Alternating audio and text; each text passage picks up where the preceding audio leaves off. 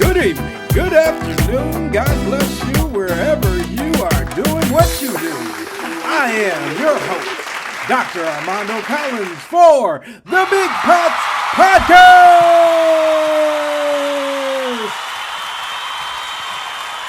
Don't forget to like, share, subscribe, and comment at the BigPotz Podcast!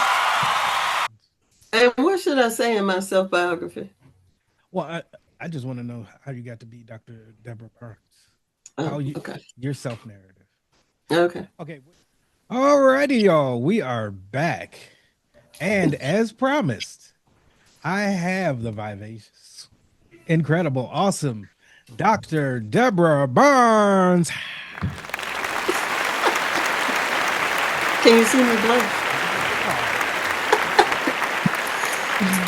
Dr. Barnes, we are so thankful to have you today.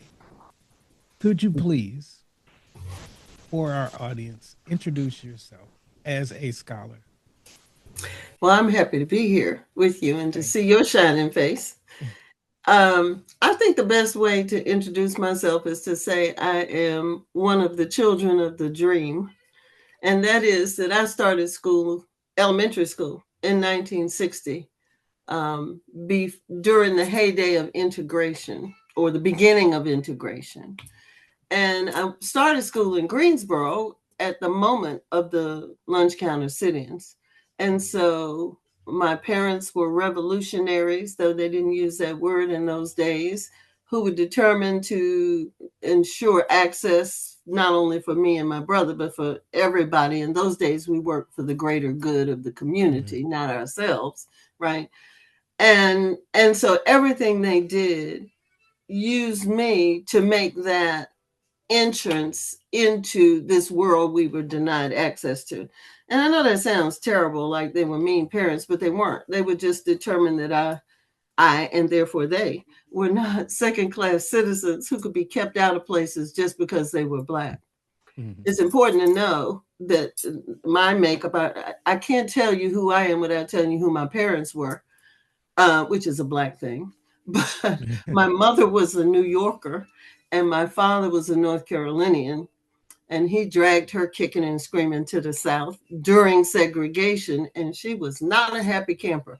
And so she came down here deciding that she could go anywhere she wanted to go in Brooklyn. And so she was going to go anywhere she wanted to go in Greensboro, and dragged me with her. And so we integrated 1,000 places. Okay. She's like, I know you're not talking to me. I can't come in. I can't sit down. And so that was kind of the modality I've always had, that you can't tell me I don't belong here. What are you talking about? Yeah. So I integrated my school in the first grade. I was the first and only Black person there. And then I went. So that was 1960. And oh, by the way, every day there was a Klansman that protested outside the school about me being in there. Now, in the first grade, you don't know what a Klansman is. One Klansman is protesting one little Debbie. Right. In kindergarten. No, it was first grade. We didn't have kindergarten. First grade. I'm old enough that we didn't have kindergarten yet.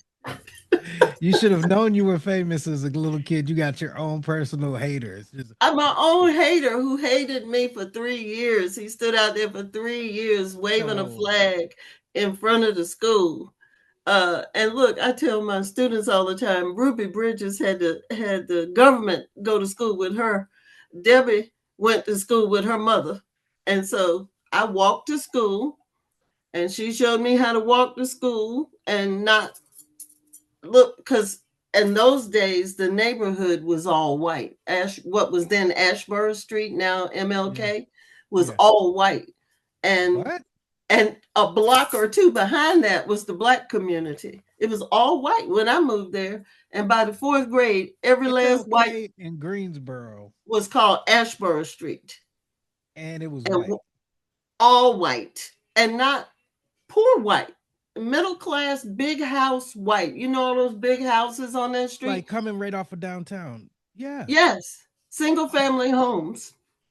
right after integration, they chopped them up and made them rooming houses. Yeah. But those were all single family homes. So that was a luxe neighborhood. And so by the fourth grade, everybody was gone. And I think I'm going to open up a Yellow Pages ad. Do we still have the Yellow Pages? And say, if you want a blockbuster, call Deborah. Because all those people moved out from one little color girl trying to go to school. That's my story. That's crazy. Right. So the Klansman was out there through the third grade, and they made him move across the street so he couldn't be literally on school property. And I just walked past him because I didn't know what you don't know these things in elementary school, right? I don't know what the Klan is. I don't know who that he's Klan. He didn't have on a Klan robe. He just had he was the precursor to the MAGA man, okay, out there waving a flag, right? Which is why I know folk need to watch the MAGA man. So anyway, by the time I finished Gillespie Park, when I went there, I was the only Black student. When I left there in the sixth grade, it was all Black, which is the very thing they're afraid of, right? But they created that by moving away. And so then from there, I went to Kaiser Middle School. Well, it was Kaiser Junior High in the 60s. And 5 of us went. And we rode just like the Little Rock 9. Was it 9 of them? Yeah. We rode together in the car every morning to school. We got out. We never saw each other during the day. They never let us have lunch together. We were never in a class together. We had to spread out so that we couldn't, I guess, form a gang. I don't know. We didn't have gangs in those days. Well, they had to make it look like there's a lot of you. Or none of us, because there were only 5 of us. I mean, there were only 5 of us until the whole time I was there. It's not like Gillespie where more students came and next thing you know, you got, so then I went to Page in 1969, which was the last year of freedom of choice. So even though there were a good number of Black people there, I thought I was in Harlem. By the time I got to Page, and there were 200 Black people mixed in 2,000 students. By the time I got there, we were the last year of freedom of choice. The next year was busing. 1970 is when busing hit Greensboro. And so it became a mixed school, but it wasn't overwhelmingly Black, but it was a lot of Black people for me because it was the first time. It was the first time. No, that's not true. I had a Black teacher at Gillespie Park in the 6th grade, Miss Wagstaff. I have wanted to find Miss Wagstaff. And Greensboro itself has a really large Black population at this time, right? At this time, yeah. I think we're 14%, if you call that really really big. Yeah, I come from Minnesota, yeah, and I'm in California, yeah. And it's always been a good number of Black people because it was a hub for education. You know, there were so many schools here. There were 7 colleges here when I was in elementary school, and 4 of them were Black. There was the Lutheran College that was on the edge of A&T Bennett, and then the Malcolm X Freedom University, which what happened? They tore that down to the ground, so there's not even a foundation for you to go stand on and say thank you, ancestors. And it too was on Ashboro Street. No one. I've never heard that story about it. Well, it sure was. When I was in high school, the Malcolm X Freedom University. I mean, I came up in this moment when everybody's protesting, everybody is saying you can't treat us. That's how I got to be this way. They made me into this person. Who are you talking to? Because everybody, this was a hub for resistance against racism, right? And it was formalized. I mean, there were all kinds of teach-ins and things, not through necessarily public education, but people talked about it and met and strategized how they were going to throw off the yoke of oppression. And in many ways we did. But they took 2 of those 4 schools and they're gone now. If you weren't here, you wouldn't know they were ever here. Not only are they gone, they're gone from public memory. Absolutely, they are. Uh, and I'm sorry no one right, took you on the Black no, People tour. I feel like Greensboro Black history has been whittled down to the Greensboro Four, which is very significant. But even I know, Well, like let me say some of the something about backstories.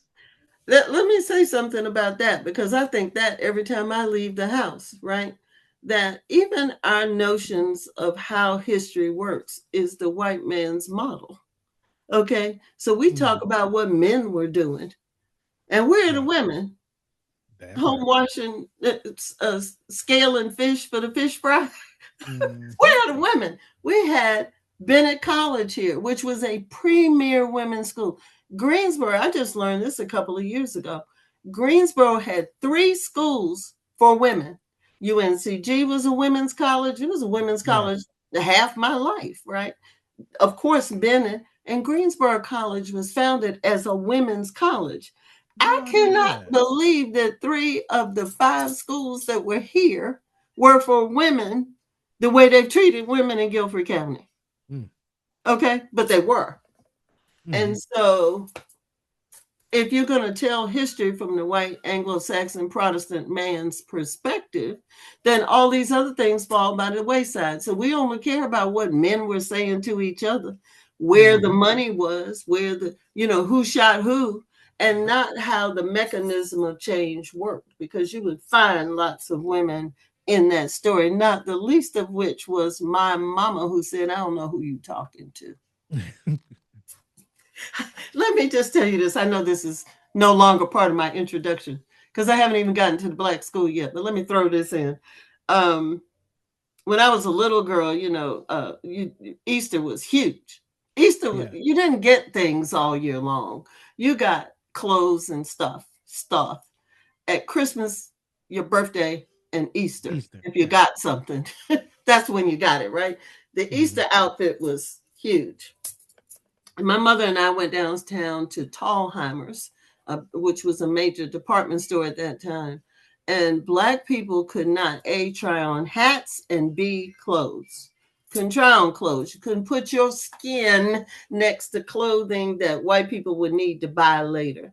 So you had to buy it and take it home and hoped you liked it when you put it on. Okay. That's it. If Because it there's didn't no fit, returns once you buy no it. return. I was going to say, if it didn't fit, if the color was off, then shame on you. You better know somebody who could wear it because you couldn't take it back, right? So I just never forget. Nobody's telling me anything. I'm just with her. My mother, I said my mother was a New Yorker, which is to say she was a professional shopper Yeah. before she came here. Fashion was in her veins. And so we went in this store, and the lady is like, I'm sorry, you can't try on that hat. I was like, I don't know who you talking to. Okay, I'm gonna try on this hat. They would put tissue paper inside your clothes if you were her and insisted so that your skin wouldn't touch the clothing. That was Easter in the 60s in That Greensboro. is irrational. That is Mm-hmm. crazy. Mm-hmm. And as a little girl, you couldn't go in the dressing room, right? Dressing rooms are for white people. I would have to try on these clothes in the store, in the aisle. So you had to try them on top of your clothes. Something I've been saying, and this falls dead in line with it. Hmm. I've been going back with and reading Bobby Wright, the psychopathic racial personality. Oh my. Anything that white, and you just said it, Mm. anything that is under white logic is going to be illogical Right. To a black mind. to a It's not rational illogical mind. to them. To a rational mind, like Mhm. they will build a better mousetrap, with all of the little gizmos, and just to not have to be by a black person to satisfy that racial thinking, which And now has no Hispanic basis in person. anything. And now Hispanic persons. I mean, now they've Yeah. moved the target. but it's the Oh same yeah, target. it's the same. In my the way I look at it, it is the same impulse, Mm-hmm. Absolutely. just inflected differently. In the United States, the white personality has to have external others, or better Yep. yet, it has to have external threat in order to Yep. create internal cohesion. Yep. And America operates off of an external and internal enemy at all times. The external Okay. enemy can be Russia, can be the Muslims, Iraq now, Mexicans.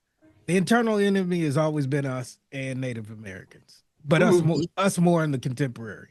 Mm-hmm. Mm-hmm. They love a good enemy. Oh my Well, God. that's because their thinking is dichotomous, right? Things are either or. And black people's logic used to be, I don't know if it still is, diunital, that things are both and, right? And Mhm. so when you're talking to each other, you're forced into a dichotomous logic if you're in school or dealing with them. And that's not even how your mind works, right? Mhm. So, for example, let me give you a random example. When I first came back here in whenever it was 2015, and no, it was before that, it was 2006, and I started working with Out of the Garden food security project Oh, here. that's I want to talk about that too. Okay. Food security. Before they became Out of the Garden, they were a backpack program. And they realized this is just a family now. This is not an organization. And they realized the children who were on free and reduced lunch, when they went home for the weekend, had no more food until they came back on Monday, Mhm. right? And by the time they decided to implement what they call the backpack project, which was to give every kid who was on free and reduced lunch a backpack full of food to take home and eat on Saturday and Sunday. 3 meals for Saturday and Sunday. Now, what did they do? What did these good people do? Because they were good people. They sent home food for one person for Saturday and Sunday. There isn't a black kid alive at that time, okay, Only got one who kid. would sit there and eat their food and let everybody standing around them starve. That's Mm. not a thing we do.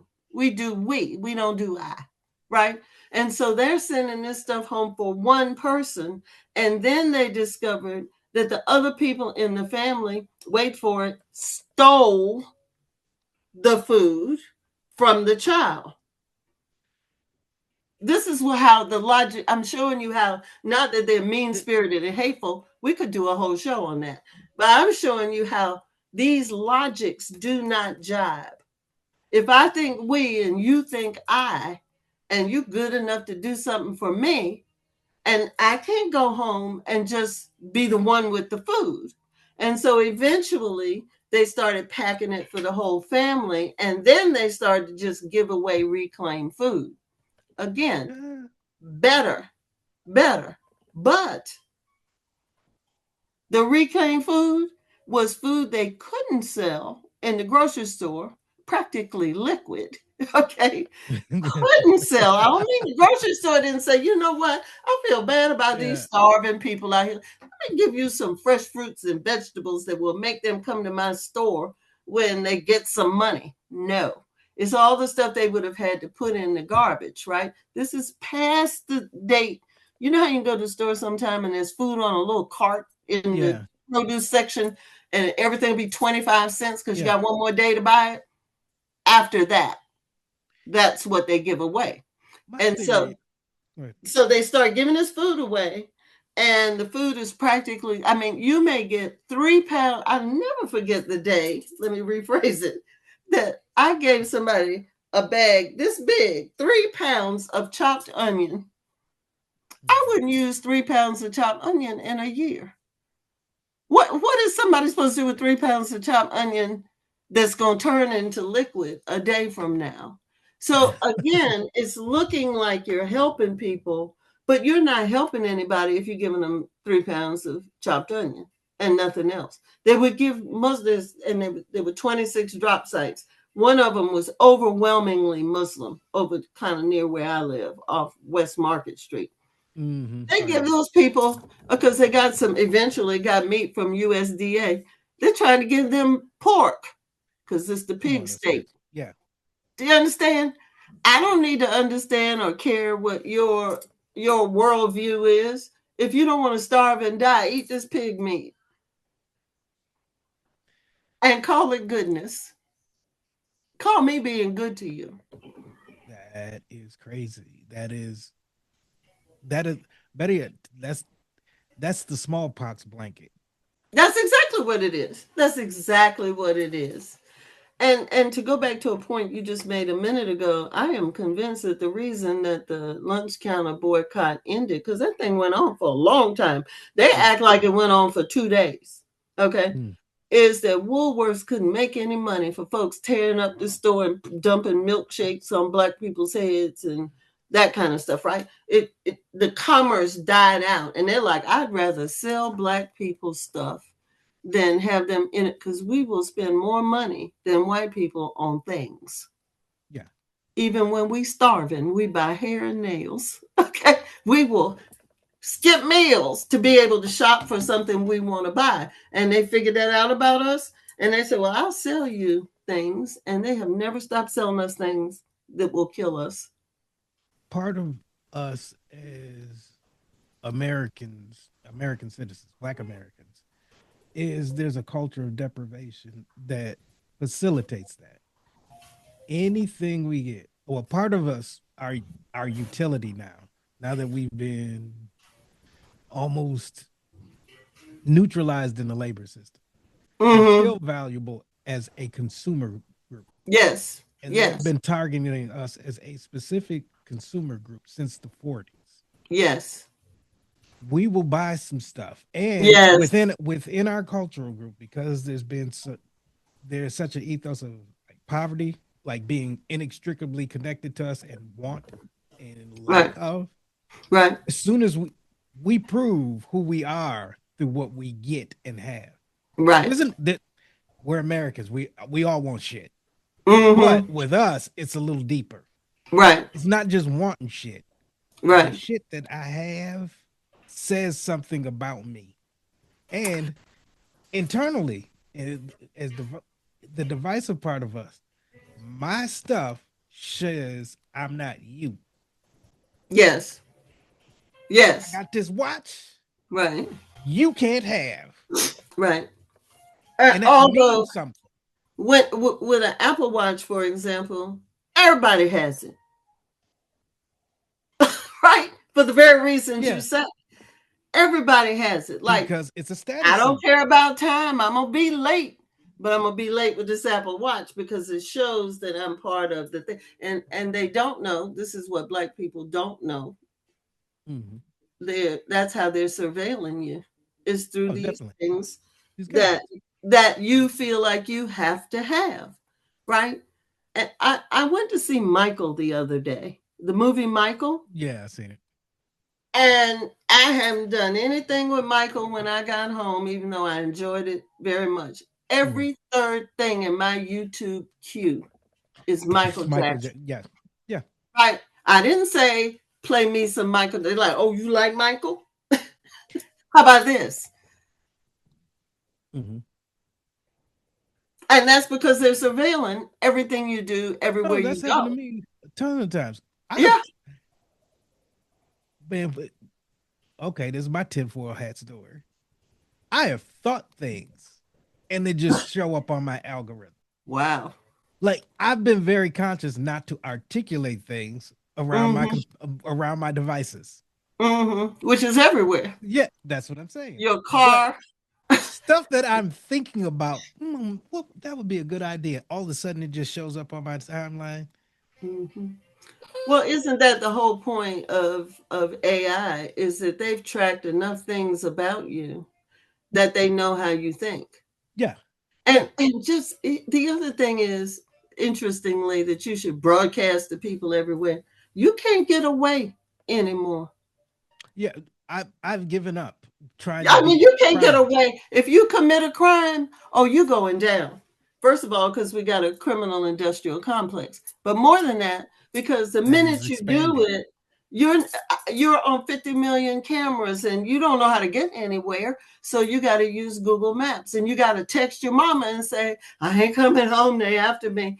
They will find you before the sun sets. Between facial recognitions and cell phone pings and all of that, the the And it's nobody an can put the phone down. Right, so you privacy got is to take an it with you. privacy is an illusion. Yeah, it's a thing of the 20th century if we had it then. It's no, I'm assuming we didn't. From J. Edgar Hoover on, Right. they've known, and now they don't even have to. Now they don't even have to pretend. They don't need a warrant or anything. Yeah, the internet Thank you, is government Patriots. technology. Right.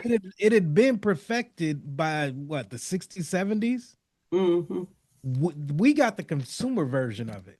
Like Mm-hmm. all of this AI we got is the consumer version of the Supermax contract version that they're using. Exactly. And they're using it, Oh, which is why they definitely. can find people all over the world. And what? And to They're your not going earlier to point, they're they're not going predicting to our cancel you. behavior patterns. Mm-hmm. Like they want us for, I ain't gonna say that. Whoever is doing the thing on the stuff is creating a predictive model Mm-hmm.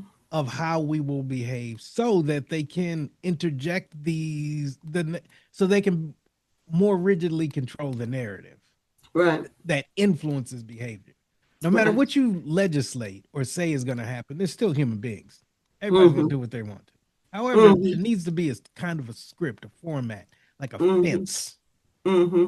And that's what the normalizing narrative of the United States does. No matter how illogical it is, no matter how many Mm-hmm. times it changes, it's still to the ad benefit of the the top class, with the large bottom class just milling around doing stuff. But there's always a story that keeps us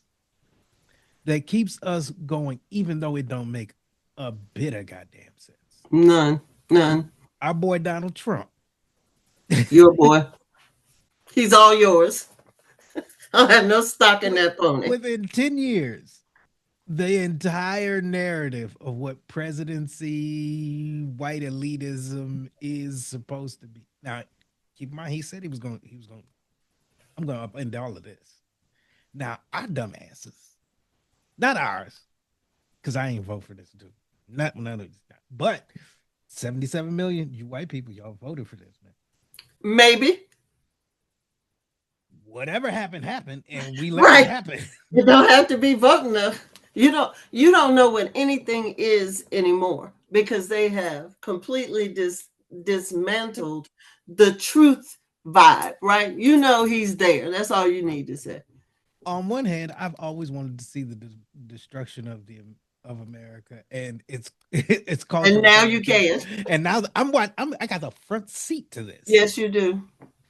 But on the other hand, I've seen exactly how it's happening and how normalized it has become in the last 10 years. Everything I grew up understanding about presidency and normalcy and what you have to do and all Who of you that, have to be. none of Right. that matters now. Hmm. And the man came in and said, I'm gonna dismantle all of this, and he did it.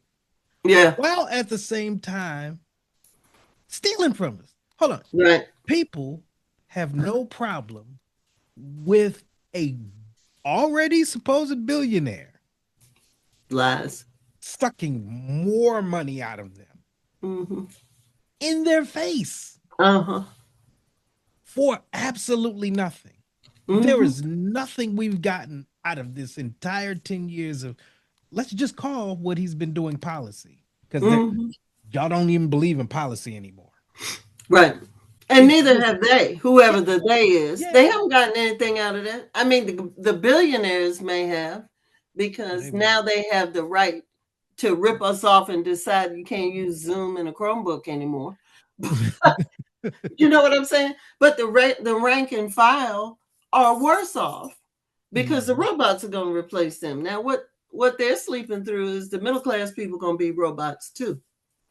That And you should see Greensboro now, Armando. There's 50 million, zillion, gajillion. That's a number Donald Trump would Yeah. use. Apartments that have gone up around here. Now, Mm-hmm. this is by and large a single family hometown for the most Mm-hmm. part. Even when it was a mill town, people lived in single family homes. If you think over there in Yeah, yeah, Yanceyville Street, that was a, yeah. a village.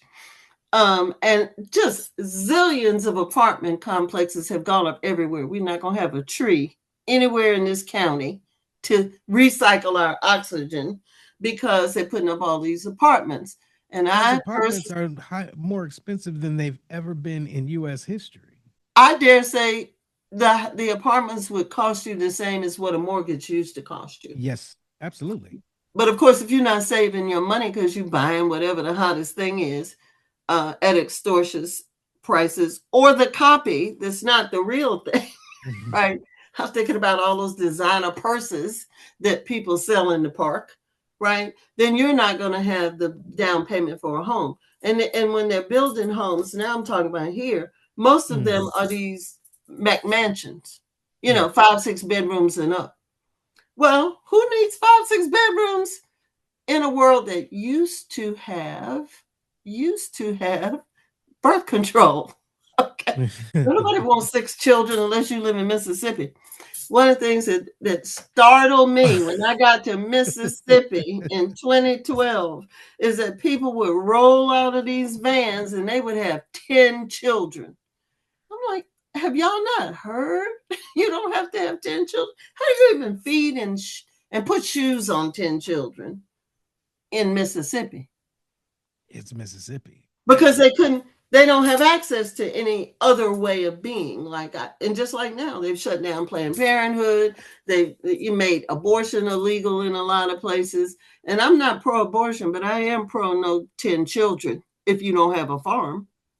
Yeah. You can't But even take 10 children around. What you gonna do, buy a school bus? but baby making is some innate human stuff that you cannot ec- economics Check your comes school. economics. I know it should be primary. It should be the primary concern of baby making, but there'd be six of us if that was true.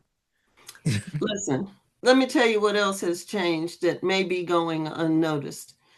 The entire time I have been teaching at the college level Yeah. until maybe 10 years ago. Let's make it all before COVID. One of the things that you really had to watch out for that would shorten your tenure as a student, I don't mean as faculty, but your ability to gain a college degree is if you got pregnant along the way. Now, this Mm, is primarily the women. Because yeah. if you go back far enough, maybe your mama made you quit school to pay for that baby if you were the Yeah. boy. But usually the boy can go on and the girl has to stay and raise the baby. So you couldn't get through Mama's school. baby, daddy's baby, maybe. Yeah. That's exactly right. So I started teaching at the college level in 1986. And one of the biggest things that I talked up is don't go out here and get pregnant and not be able to fulfill your dream. Come here, let me Hmm. talk to you, little baby sister. Okay. I'm not talking about abortion, I'm talking about prevention, Yeah. right? And now those numbers are way down, Hmm. way down. People not getting pregnant like they used to. You know That's. why? Because everybody's disaffected from everybody else. Hmm. Male people problems now. They all depressed and they don't have no friends. And that's the whole subject of social media, right? This male angst. They don't even want to Yeah. hit on you anymore. And then the girls are going with each other. So they don't, because they ain't got no boys to hit on them anymore. I'm not passing judgment. I'm Yeah. saying that's how it has changed. So going to college, the imminent threat is not even that you'll come out of there getting pregnant now. Now you may Mm, come out with an STD, STI, yeah. because you can get that from anybody. You don't have Yeah. to You can get get that. that in the streets. You ain't got to go to no college for that. But, yeah. Exactly. But I'm saying these are the things that used to prevent people from moving on up. And now it's other things. It's the unwillingness to teach people to read and write as you send them to college. So then what are we supposed to do? Because college is all about reading and writing and computing. numbers. Well, to that point, I want to go back to your education history. How did I it? know, because I skipped Because over the good part. well, it's also me. I told you I'm a sloppy interviewer, but you all, what you all outside in America world don't understand is Dr. Barnes is a very prestigious scholar. Mm, Like you have been around the world truly. as a scholar. Like we need to hear that story Mm, because most of my audience, okay, there's six people. All six of those people ain't heard this story. okay. Those supposed to be some California people, because if they were North Carolina people, they'd heard it. But I'm happy to tell you that story. But before I tell you to go around the world story, can I go Okay. back one Oh step? yeah. Because I stopped in high school Yes. in the last year of freedom of choice, and I was recruited to go to Carolina. And I just learned the other day that Carolina was in some kind of trouble about their black student population in those days. And they literally went around to the high schools in North Carolina. And I don't mean this in any kind of egotistical way, took the best and the brightest out of every school Yeah. and recruited them and took them to Chapel Hill, right? Because that's where the best and the brightest whites go. Or so the story goes. Okay. Because we know they write some stories. That's why they make you take English. Mm. Anyway, got to Carolina. Never been so miserable in my life. It was horrible. If it was the height of education in North Carolina, to me, it was the worst thing. And it was the first time I was surrounded by black people, because they had us all in the Bantustan of two dorms on campus, which is probably the thing that What saved they had you our life. guys segregated in the dorm? They put us together. Okay, which on from their side is segregation, from our side is community. And that's what I'm saying. It's Okay. probably the reason we didn't get guns and start shooting, because we had each other. And they gave us a black student union across the street from where these two dorms were. So we literally had a place to go. So we didn't have to fool with their places. Okay.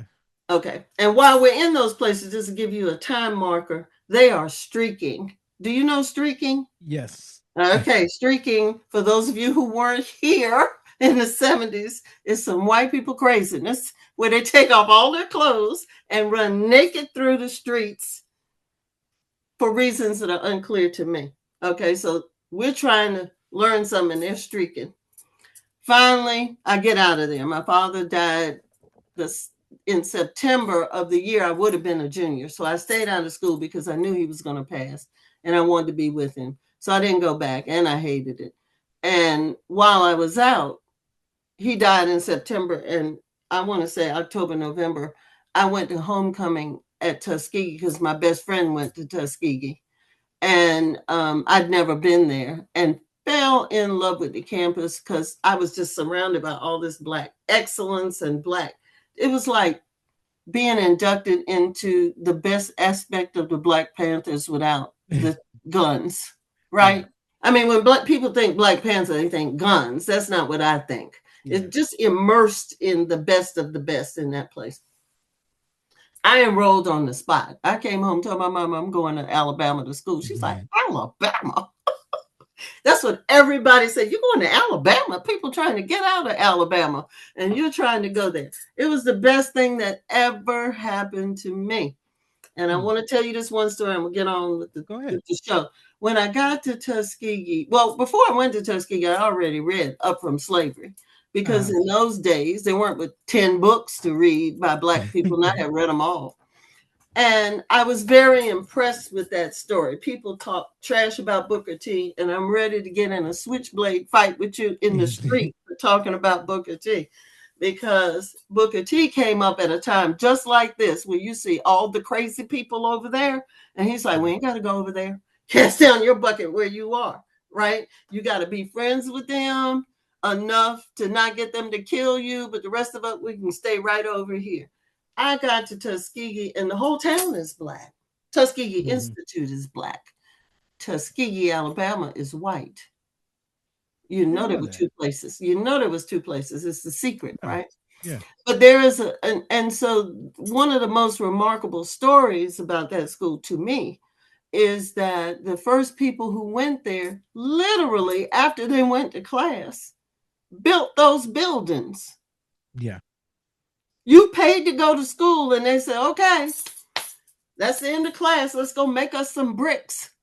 Right? Yeah. He talks Yeah. about making bricks with no straw because, of course, they weren't given the resources they needed in order to build the buildings that they were going to have class in. So when you're in school and you're sitting in these classrooms, you're not just in a building, you're in a building that other people just like you Built made for you. for you after they finished doing what they came there to do. Right now, everybody wants to go on a cruise or have leisure time, not caring about the beloved community. That spoke to me in really huge ways. And the student union building is like 3 or 4 stories. I mean, you can find this online. And it is an incredible building. And every time I went in it, because my office was there, I was on the student newspaper, I thought about these students and what it took for them to put this school up in the middle of all this racism and confusion and whatnot. And that stayed with me my whole life. I don't care what y'all are doing. Y'all are always doing some stuff. Okay. I got a building to build. I got some things to correct. I got some people to lead, into the light. And so being literally raised by those people, because there were still big scholars there when I got there, because everybody hadn't abandoned Black schools for white schools yet.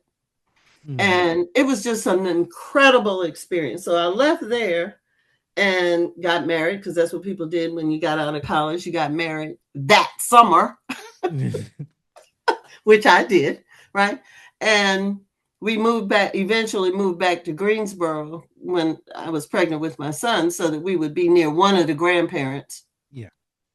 And because I was here and this is home and A&T is my family's school, there's a Barnes Hall on that campus, which is named after my grandfather, who at the time of his death had given more money to the school than any other private citizen, which is how he got a school named after him.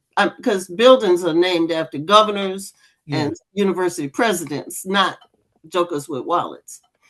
But he had gone to school there. All the Barneses went to school there. My brother even went there for a while. He didn't graduate from there, but we all went there, right? So I went back there. So now that's 2. And I ended up in a conference. We had CLA conference on that campus while I was working there. And I saw this man across the way that looked like my uncle. And I'm like, why is my uncle at the CLA conference? And I go dashing over there to say hello to him. And it turned out to not be my uncle, but a French professor from Howard. So we had this big laugh over it. And I told him I was going to school. And he said, well, have you considered Howard? Hadn't even thought about Howard. Hadn't thought about where I was going to go. Just knew I was going to go. And so I applied to Howard. And I applied to one school, the Capstone, because I value Black things. I ain't got to go use the white man's ice cubes. Okay. They not colder. Yeah. So I went to Howard. I was so thrilled to get into Howard. And at that time, I don't know about now, I think it's same now, but at that time, Howard was the capstone of Negro education. It was the pinnacle. Arguably still is. Yeah. The Howard, Hampton, Morehouse, Spelman, all those schools. Yeah. So I ended up, for somebody who only went to white schools in secondary schools, I am a graduate of 3 HBCUs, proudly. And so I am very clear about Black psychology and epistemology. Yes. Okay, not just what Black people look like they're doing, but understanding why they're doing what they're doing and how you know. And so going to Howard at the time that I did, by the time I did, this idea of Afrocentrism was in common parlance, because you can't know these things before the language evolves to talk about them. Yes. Right. This is why we are caught up in the web of whiteness, because they are responsible for most of the language. And our language is called slang. right? It's some mess we do that doesn't really count. And so it's not real until it gets in the dictionary, sort of a thing. And so at the time I went to school, Florida, it's not Florida A&M. I'll think of it in a minute. I told you about my nouns. Was like the capstone of Afrocentrism. Everybody's down there speculating and coming up with what it means to be Black and to have an African-centered worldview. Because we've only ever thought about a Eurocentric worldview that Black people were denied access to. But the assumption was we saw the world the same way when we looked out of our eyes as they do. And that's just not true. And so if you push whiteness to the side for 5 minutes and think about what people are doing and why they are doing it, you will come up with this Afrocentric perspective. So by the time I came out of Howard, this is in common parlance, and people are able to talk about it in the published books and under these auspices. And there are lots more books that exist that matter. They're not all the ones that say, "Oh, if I could only have the China Miss Anne has, all would be well." So it's at this moment of becoming that I get this degree, and I am armed and dangerous. I'm like, "Whoa, I can talk you down now." Okay. You're not getting ready to throw this white supremacy foolishness on me. I have been somewhere. I have been to the mountaintop, and I know different. And at that moment, I end up at Gettysburg.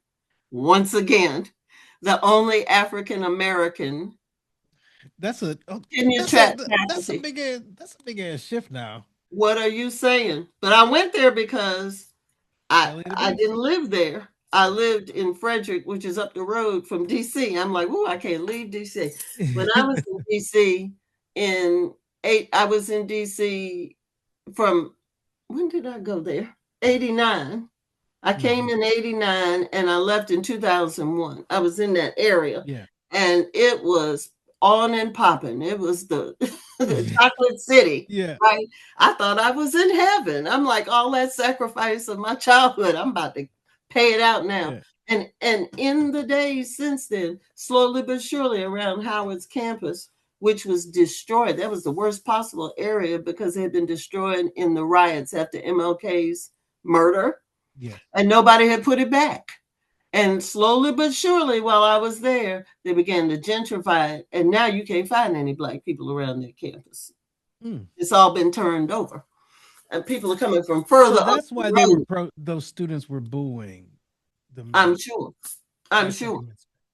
So now you can go and 2:00 in the morning, you see a little white girl pushing a baby stroller down the street 2:00 in the morning because she ain't scared of nothing. I was terrified to ride the bus through there when I was there because it was rough. That was the crack epidemic age. Yeah. Right? I'd be on that city bus just weeping because I had never seen anything like that. I was scared to death. I'm like, they don't know I'm Deborah Barnes. They'll kill me on this bus. Y'all want to see my name tag?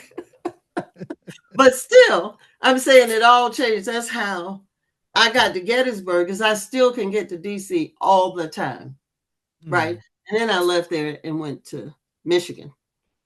And when I left there and went to Michigan, Western Michigan University, the thing that made me go to Michigan was they had an Africana Studies department, not a program, not a little huddled masses over in the corner pretending they're doing something.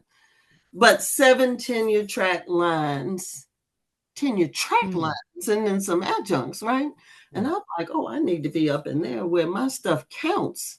Because at Gettysburg, even though I was there, my classes all counted for electives, right? You don't need this Negro mess. You just want to take it, you can take it. And I'm like, you must not know who you're talking to. So I went up there because they had the infrastructure to legitimize the thing I was doing. And I became an administrator, luckily, and was director of a research institute there. And as that, I reported to the president Now, the other thing is, when I was at Gettysburg, there were fewer than 2,000 students. Gettysburg was probably smaller than my high school. Yeah. Because we did, you sit in my lap and I stroke your hair while I educate you, kind of a hands-on pedagogy. You had to love those people up, right? Went to Michigan, and Michigan was 33,000 students. So I went from under 2 to 33,000 students. 2 totally different cultural environments. Oh my goodness. And one in Michigan and one in Pennsylvania, right? And the one in Michigan, what most people don't know about Michigan is it's up Mississippi. Okay, so if you go to Washington, half the people in Washington are from North Carolina. During the Great Migration, they went to DC. And from DC, maybe some people moved on to New York. Well, people followed the river boats and the train lines. And so the Black people who live in Michigan came from Mississippi, up the Mississippi River, right? And so too did the Klansmen. And so it was Klan country for real in Michigan. But my point I started to make is I reported to the president. I'm on the president's council there, which is different from being faculty who reports to a chair, who reports to a dean, who reports to a provost. At the 30,000 33,000. Hold on, at Gettysburg, I can understand being in that little coven. Because that is a very privileged coven, especially for a Black person. But in Michigan, please. I mean, was there a Deborah Barnes before? Or was there a Deborah Barnes after? Like, was there a Black person? Okay. Yes. And this was, the other thing was people that grew up with me used to tell me they were wrong, but they used to tell me I was bossy. I appreciate that one bit. I don't appreciate it now. I don't understand how they could ever. I don't know why they would say bossy. Why didn't they say you're a wonderful leader? See, it's all about the language. Anyway, if I am bossy, I got tired of following. Y'all don't know what you're doing. Let me be in charge of these Black people. Yes. So by the time I get to Michigan, I report on the president's council, which is unbelievable.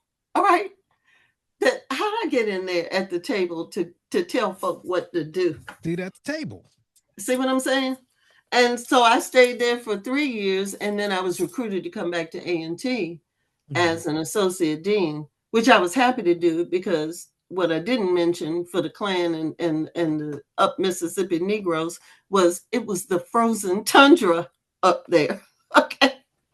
Snow stayed on the ground in Michigan from like late September. The first year I was there, it snowed on June 1. And I thought, oh, Lord, what have I done? I'm from Minnesota. I completely right? Understand. Didn't see there's a reason I've been there for 30 years. Yes. I know, right? So when somebody came along and said, do you want to go? Yes, I do. So it was yes, I'm going. It was a step down, certainly, professionally, but I got to come home.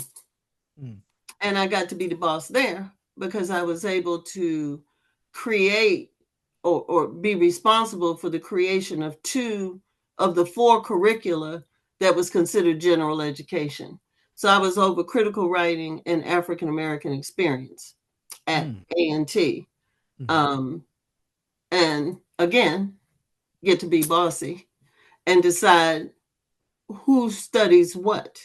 And it's in that capacity that I had the ability to shift people from Eurocentrism for Black people to Afrocentrism for Black people, African-centered thinking, and was able to create a textbook that showed you how to step through those cadences, because otherwise you wouldn't know how to do it. Black people think they're thinking Black, but they don't.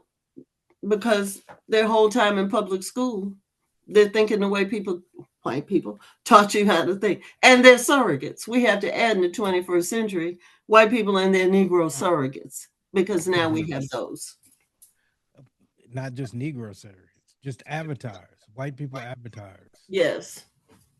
Yes. But I guess I point them out because the other avatars are going to go along with whatever whiteness is. Yeah. And the black people used to hold the line, and now they don't. They just, how much money did you say? Okay.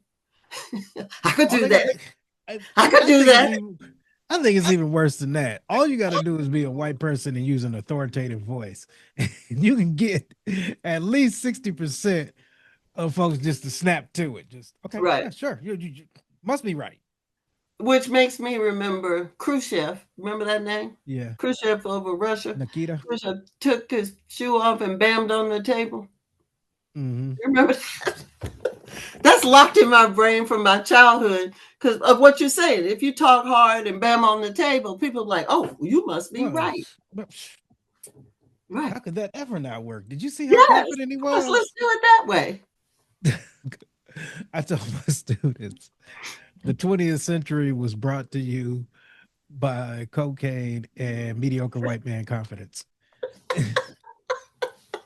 And now you got people with good confidence and they know what you're thinking. Yeah. Mm-hmm.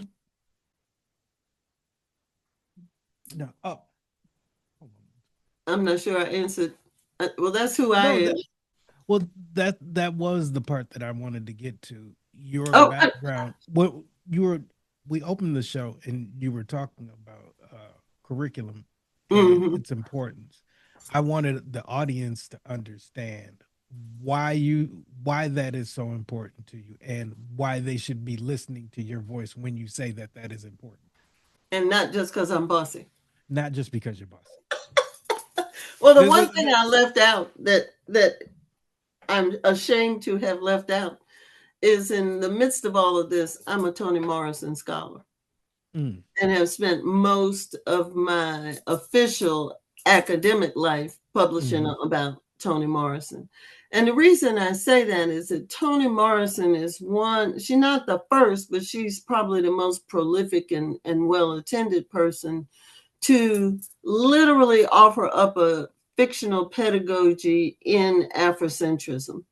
That if you start with her books with the bluest eye and read all the way through to the end, you little by little learn how to see the Black world from an Afrocentric point of view.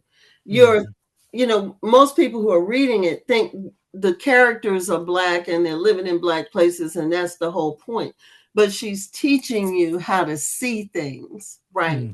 Because, for example, Pecola Breedlove, who is a little girl with the bluest eyes, you wouldn't read a story about a Black girl that has bluest eyes and think, you wouldn't be able to see the anomaly in that. You're just thinking she looked funny, and not that literally how she is seeing the world is flawed because she's who she is. Yes. Okay, so because Pecola Breedlove is a little Black girl who is, as the book says, ugly and poor, for her to see the world as a white person is ruinous to her psychology because she's automatically eliminated from it and has no value, when in fact it's the other family that takes her in that shows her how to see a world where she's in the center of what goes on. And it gets denser and more prescriptive as you read along.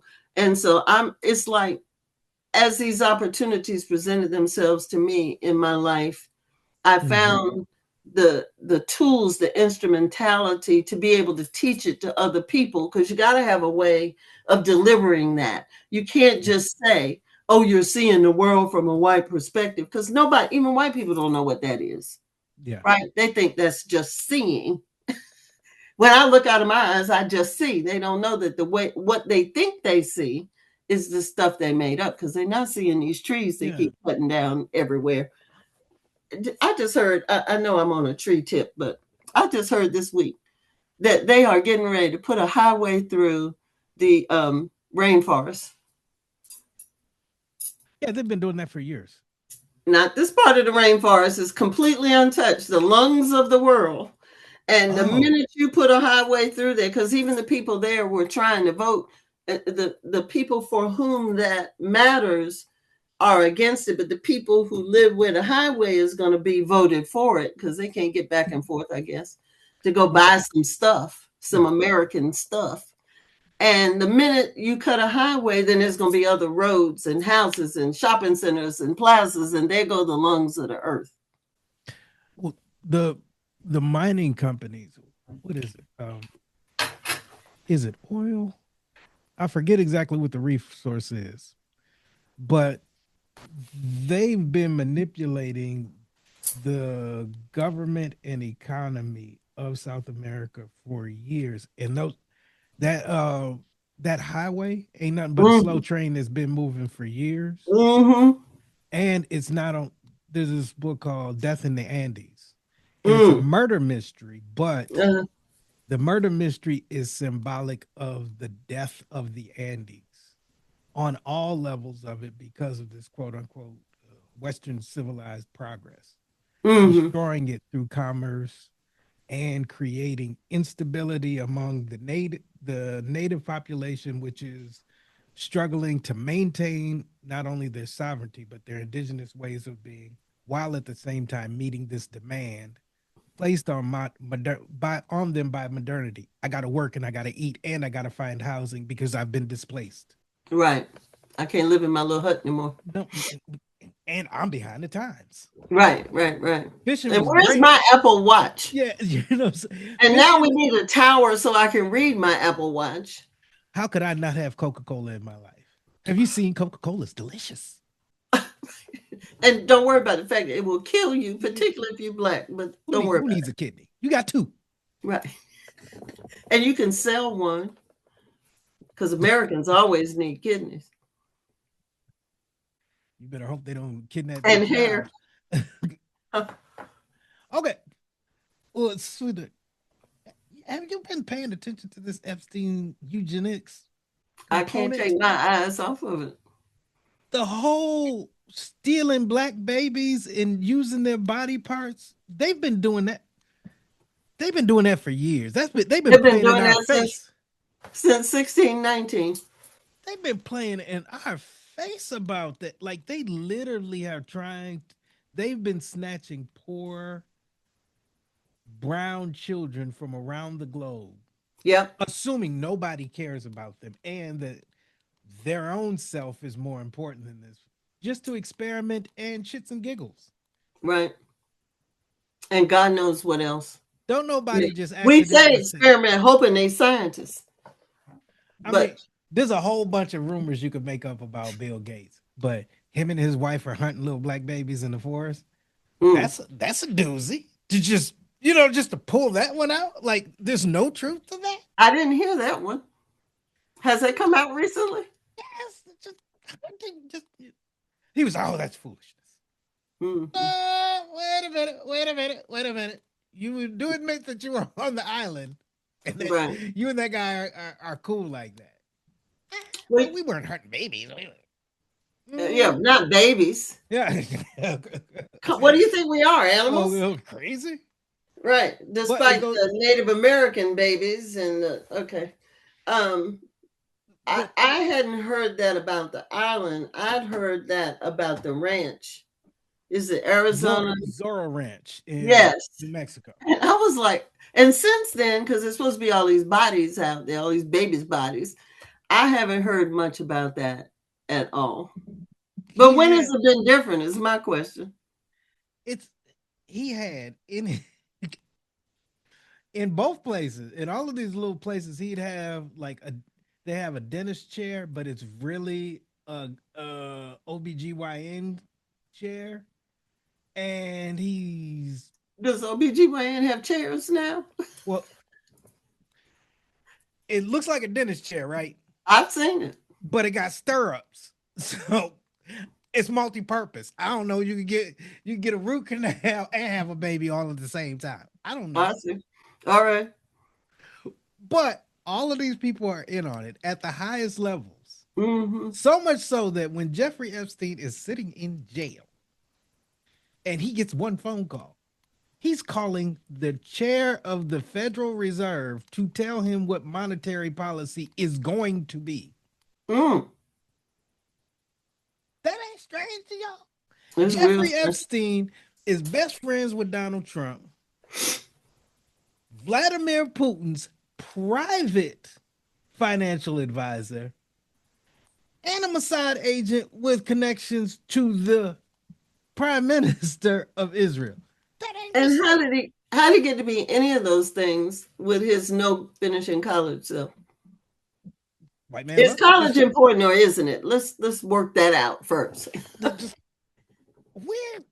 There's more to this. And better So yet, much more. even if there's nothing more to it, that's fuck ass white man luck. Like, and it ain't lucky. It's Well, there's strategic. enough right here that we already know to make it the most dastardly crime since the transatlantic slave trade, just based on the little bit that we know. And What, the rest of it is unimaginable. without any more imagination, what more do we need to ask? I mean, clearly something went happen. And whoever these people are, whatever this type of logic is, this does not need to be the governing logic of us. Right. That's not sustainable. There's nothing that anyone who would like even imagine to play around with this type of stuff, they have abdicated all leadership. There's But been isn't that the same as this during slavery, where somebody would buy a child slave, have 4 or 5 children with them, and then have sex with those children? Yeah, because they're not your children. definitely. They're just some things you own, right? I mean, it's the same idea for the 21st century, that there are all these people. And this is what I don't understand about people. I was going to say non-Black people, people who are affiliated with whiteness. I don't understand how that's not troubling to you. And particularly since now in the Trump era, everybody purports to be a Christian. Which Christianity is that now? That says that you can take people's babies and outrage them and cut them up and plant them in the ground, and so that your kids can what? Be crazier? I just don't understand what's happening here. Even though, of course, the Klan was motivated by the church too. We got to ask some more questions. The United States was found, religious instruction in the United States was founded in part on citizenship instruction at the church. Remember, all these damn towns got that church. And what they're preaching from the pulpit is you're divinely ordained to be over them. Right. God said, I saved that land for you. And these mules, these human mules, use them to help you clear the land. Go read the Curse of Ham. My point, this is happening. You can't just say, like the way we see the narrative, oh, that was those bad white people way back then. Those Southerners or no. This is hegemony. This is polyvalent. This is cross-cultural. They were doing it in Indiana. They were doing it in Georgia. They were doing it in Massachusetts.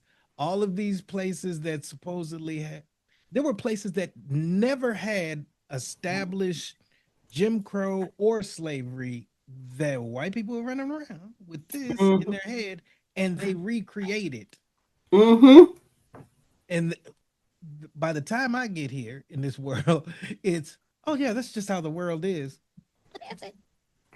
And that's what they said for 250 years too. That's just the way it is. I'm sorry you didn't realize that kind of a thing. It must be the way it is, because when I look out there, I can see it. Now, I don't know why it gets to be that way. I understand why it got to be that way in the beginning.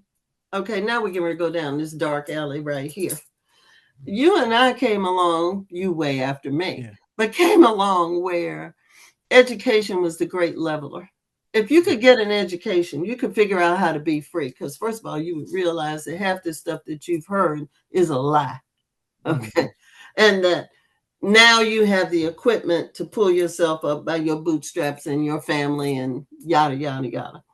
And so I came through at a time when everybody was focused on that. Even people who couldn't get there wanted to get there. right? It was the promised land. Yeah. And then people got there, certainly in my generation, and everywhere they went, they were the first Black person to ... right? Yeah. That's certainly true for me, Mhm. because prior to that, we had been kept out of those places and roles because we weren't sufficiently educated according to them. Mhm. And then so then you get to the 80s and the 90s, and it's all one great big picnic. Life is good. We have access. We can move out of the slums if you can. And you can move into a house in a nice neighborhood. You can decide where your kid goes to school. Everybody can have a car, right? So all these things that happened in the 80s and 90s, as in order to quell the Black Power movement, they really Yeah. build and accelerate the prison industrial complex. Yes. Before, prisoners were used, Black prisoners in particular, were used to build roads and schools and churches and government buildings. And then by the time we wanted to resist that, they said, I got something for you. And they built the prison industrial complex. At the very same moment, they dump all these drugs into our communities. Nobody got a plane to go to South America and get those drugs. Okay. Yep. So they're dropping all these drugs in, and there go all the men and boys. By the time you get to the 21st century, there too also go the girls and women. But in the beginning, it was the men and the boys. And because we are we and not I, when you take our men and boys from us, there goes the we. Yeah. Right. And so it destabilizes Black culture in a fundamental way. And people start having to do overtime. The men that are on the outside, like yourself, have to do overtime to fill in for all these men that are gone. Because the men are gone, because the rise of the prison industrial complex, because this idea that the only thing that matters is what you can buy and have and show as an emblem of who you want to be. There goes the idea that education is the pathway to freedom, right? And so by the time you get to the 90s and the aughts, technology has taken over, and now people don't have to read. You can get an audio book. Or better yet, by the time you get to the teens, you can just ask Siri, and Siri will tell you the answer. Footnote: why does everybody think Siri knows what she's talking about? They won't even look it up. Do you remember the Magic 8 Ball? Did you have a Magic 8 Ball? Yes. That was a big, Yes. for those of you that don't know, it was a toy. It looked like an 8 ball, had a little window in it. You'd turn it over and it would give you a fortune, but it was a brief fortune. Yes, no, like that. Siri operates exactly the same way. You don't even know that's the truth.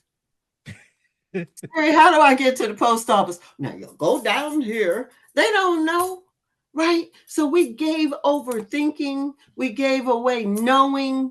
We gave away remembering. Well, they got me with the remembering. But do you know what I'm saying? And so by the time you get to the teens, nobody cares about education anymore. So when you go to school like a coming of age activity. It would be cheaper for your parents to put you in the Red Roof Inn and let you for 4 years and let you have parties and talk on the phone and watch TV in your room than to send you to college. If you come to college to not know, but to hang out and party and go to the football game and watch TV. Right? So they dismantled the very thing that was our pathway to freedom. You can't swing a dead cat and hit a person that's read a book. For all the book clubs in America, try finding a young person that's read a book. They won't read their assignments. They put on their annual evaluations. You know, you're asking me to read a whole chapter? When I was at Howard University, I had a professor who taught 16th century. The 16th century used to last 4 semesters at the capstone. When I came in, they had renovated the curriculum and it was down to 2 whole semesters for the 16th century. 1 for Africana, for what do you call it? Survey of African American Lit. 2 for the 16th century. She was determined she was going to get the committee back for cutting her curriculum down because she knew what was important. to teach. And so we were reading 4 or 5 books a week. And you had to go find them because these books were out of print. They weren't in the bookstore. And if Howard University had it, they only had one. And it was a class. So you had to hunt around, go to all the libraries in the metro area to find these books every week. And that's just one class. I had 3 classes at a time. And I'm reading 4 and 5 books in one class. And these people are handing in a survey that says, I don't want to read more than 3 pages. I get that. He gives too much. He gives out too I much. hope you can do HVAC repair. You need to. HVAC repair is way more lucrative than anything you're going to do with your non-reading self, unless you become Jeffrey Epstein. So when I think about our ancestors, I can hear them up there just shuffling their feet. People would die to be able to read. Mm-hmm. And y'all don't even have dogs chasing you and don't want to read anything. Just tell me what it says. Well, that's not the point. That's not even how you learn. So now we're back to people who can't write in cursive, so they got to make an X when they sign their credit card form. We are right back to where we were. Or we can see it from here. If we're not back, I can see the porch from here. I used to be like, they want us back in slavery. Now it's like they don't even want us back. No, I say like we run into it. I don't want to know nothing. I don't want to see nothing. I don't want to fix anything. Nothing comes down to me. It's all some other people that matter. You already said it. We're losing the us part of us, the we, the collective understanding of the world. Right. And it's showing up in rapid succession. In my life, I know this for sure. I was given rights that the generation before me didn't have. Right. Like fundamental human civil rights. You can try on clothes. Yeah. Now, but we're one step in that same time, in this same lifetime. That is really winnowing down. Yep. In reverse. Yep. I remember when I was growing up in the 80s and 90s, there was this is Minnesota, supposedly liberal Minnesota. There's this whole set of invisible rules of code of conduct vis-a-vis white people that I have to know and learn and perform under. Right. And it has nothing to do with demographic pressure. Up until 1980, there was 80,000 Black people in the entire state of Minnesota. The entire state. And most of them are Minneapolis in St. Paul. And then I was going to say, were they in the city? Yeah, that's what I'm saying. And there might have been 15,000 scattered outside of the city. Point is, we're not putting any pressure on white people. We're too busy shopping. But white people who have no Congress with Black people, yet still have this mentality of we're better than and you are inferior to, and you have to stay away from us. Unless they marry him. But don't pick up a basketball. I'm from the generation of Minnesotans where a lot of mixed kids. There was a lot of mixed kids growing up. And all of those mixed kids, I ain't gonna say all of them, but a good majority of them, they didn't grow up white. They all grow up. In my generation, go talk to them. There's trauma. I had a friend who was telling me he being 3 years old, sitting at his white grandma's house at Thanksgiving, and they're calling him nigger. And cussing his mom out about bringing her her sand child. Oh, wow. But these are the people you grow up with. This is your family. Right. I just saw something on Smart News just yesterday where this biracial guy recorded his mother screaming nigger at him. And I read it and I thought, this don't have to be true. This incident doesn't have to be true. The story is true, I'm sure. This particular incident doesn't, because what is the truth anymore? But I hear what you're saying. Based on what I think I know, how could it be otherwise? And there was this long period of 20, 25 years where it was cool to be biracial if you were. When I say cool, I mean people didn't try to cut you under the stoplight or something. And I wonder now how that's playing out in families. Toni Morrison says there are no dualities. One person abandons their race for another, whichever way it goes. Either the white person comes over and lives black, or the black person goes and lives white, which is harder to do unless you're passing. Unless you can pass. Or you shut up that part of your brain off. Well, you wouldn't even know it if you had a white mama. She can't teach you about blackness. And your daddy's on the basketball court. But anyway. But the world you live in outside of your house is going to teach. Your mom is going to teach you. Your white mom is going to say, "Hey, don't worry about them. They're ignorant. They're jealous." Those coaching moments that none of your peers have to go through. Mm-hmm. That is a difference. Mm-hmm. I mean, to have to walk around with blinders, and God bless him. I know Barack Obama understands race, but he has to walk around like he don't. Right. In order to operate in the spaces that he operates. Right. That isn't something he learned when he became president. Mm-hmm. He's been practicing that his whole life.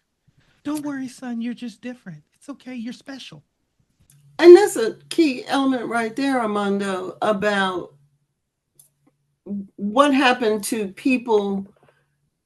We were talking about the white people who were in charge, the hegemony, like when I was coming up and even when you were coming up. And then when we got to DEI, not to use Trump's word, people had to be polite. They couldn't spit on you in the workplace, right? They just had to be polite. They didn't have to promote you or nothing. Yeah. Well, one of the fights that you have been fighting consistently is food insecurity. Yes.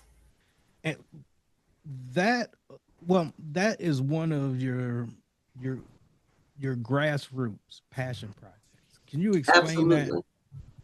Because before I met you, I'd never understood what a food desert was, food insecurity, or community gardening as a solution. Well, all of that parlance came up while I was in Michigan. Mm-hmm. I mean, again, you can't even express things there's no language for yet, right? So the language that we speak to each other keeps evolving. And while I was in Michigan, I listened to, I'm a devoted NPR listener. And, once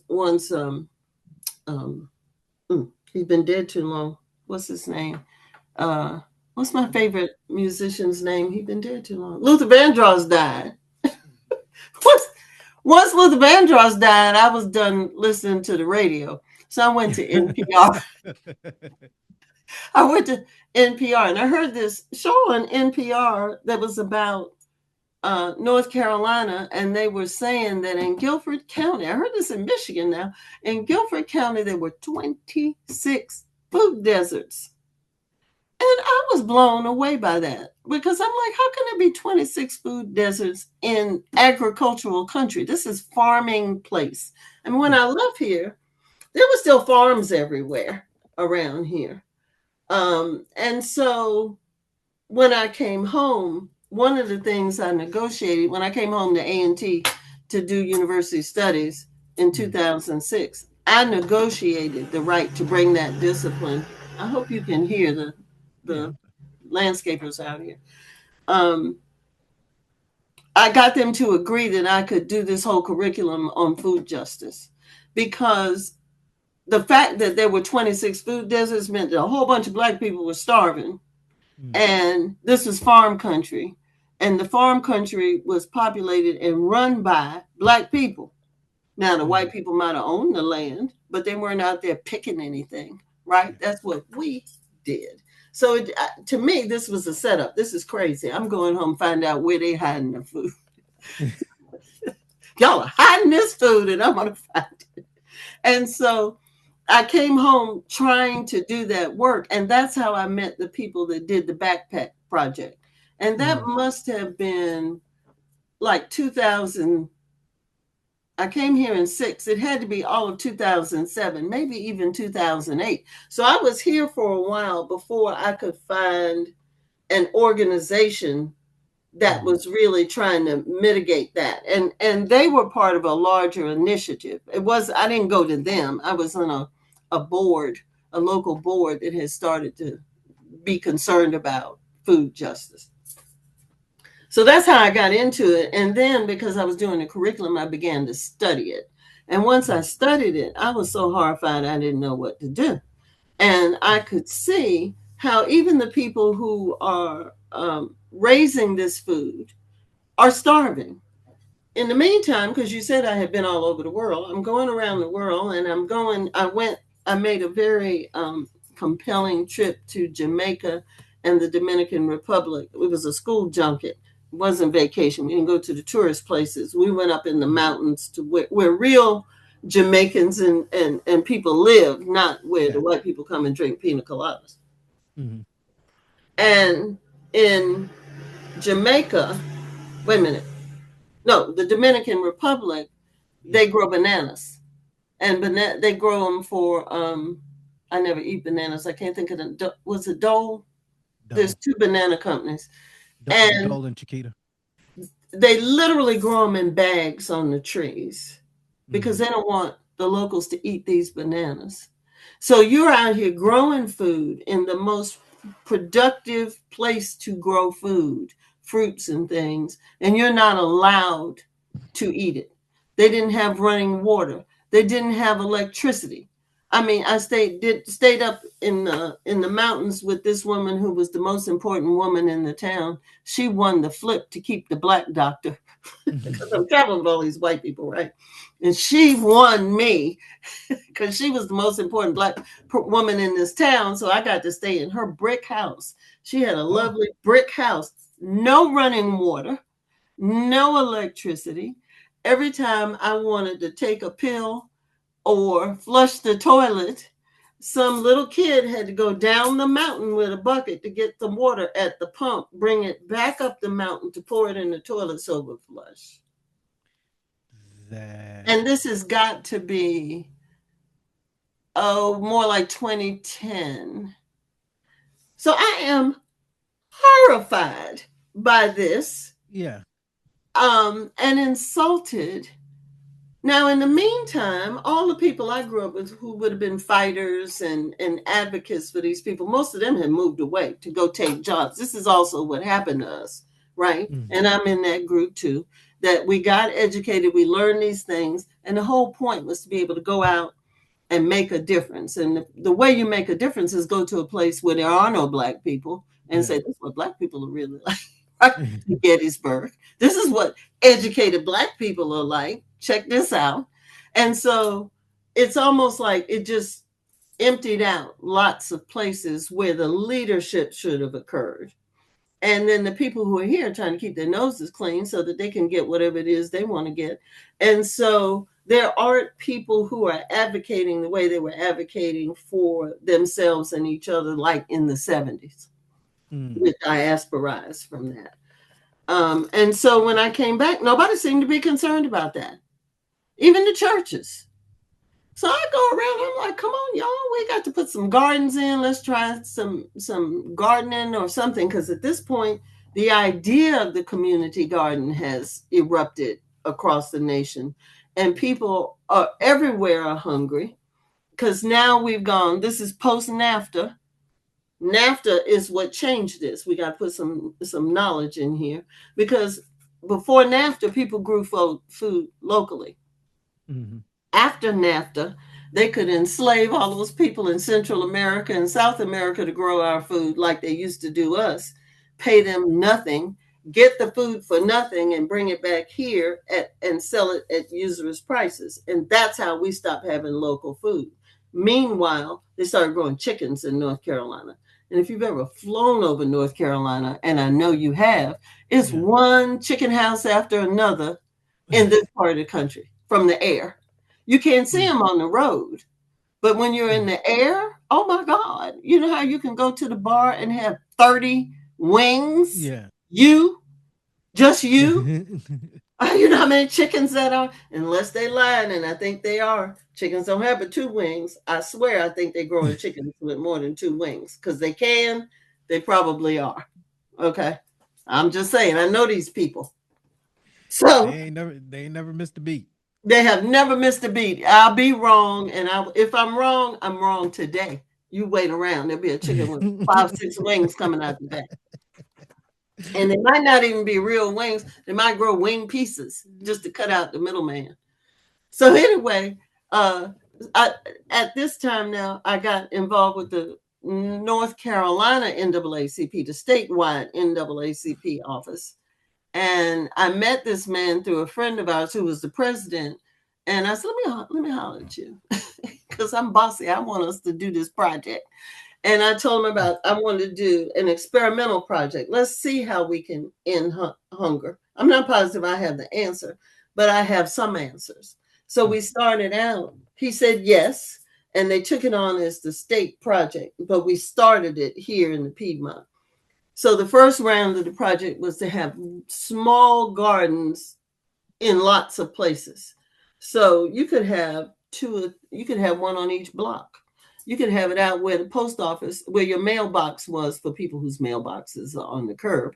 There was a young man in, I think it was in California, who did this project and started growing food in that easement along sidewalks. Not much space, but if you follow the sidewalk, there's a whole lot of space on the right side, on the curb side, right? So we tried that, found out nobody knew how to grow anything anymore. Now, when I grew up, everybody's grandma had some tomatoes and some cucumbers and stuff growing on the porch.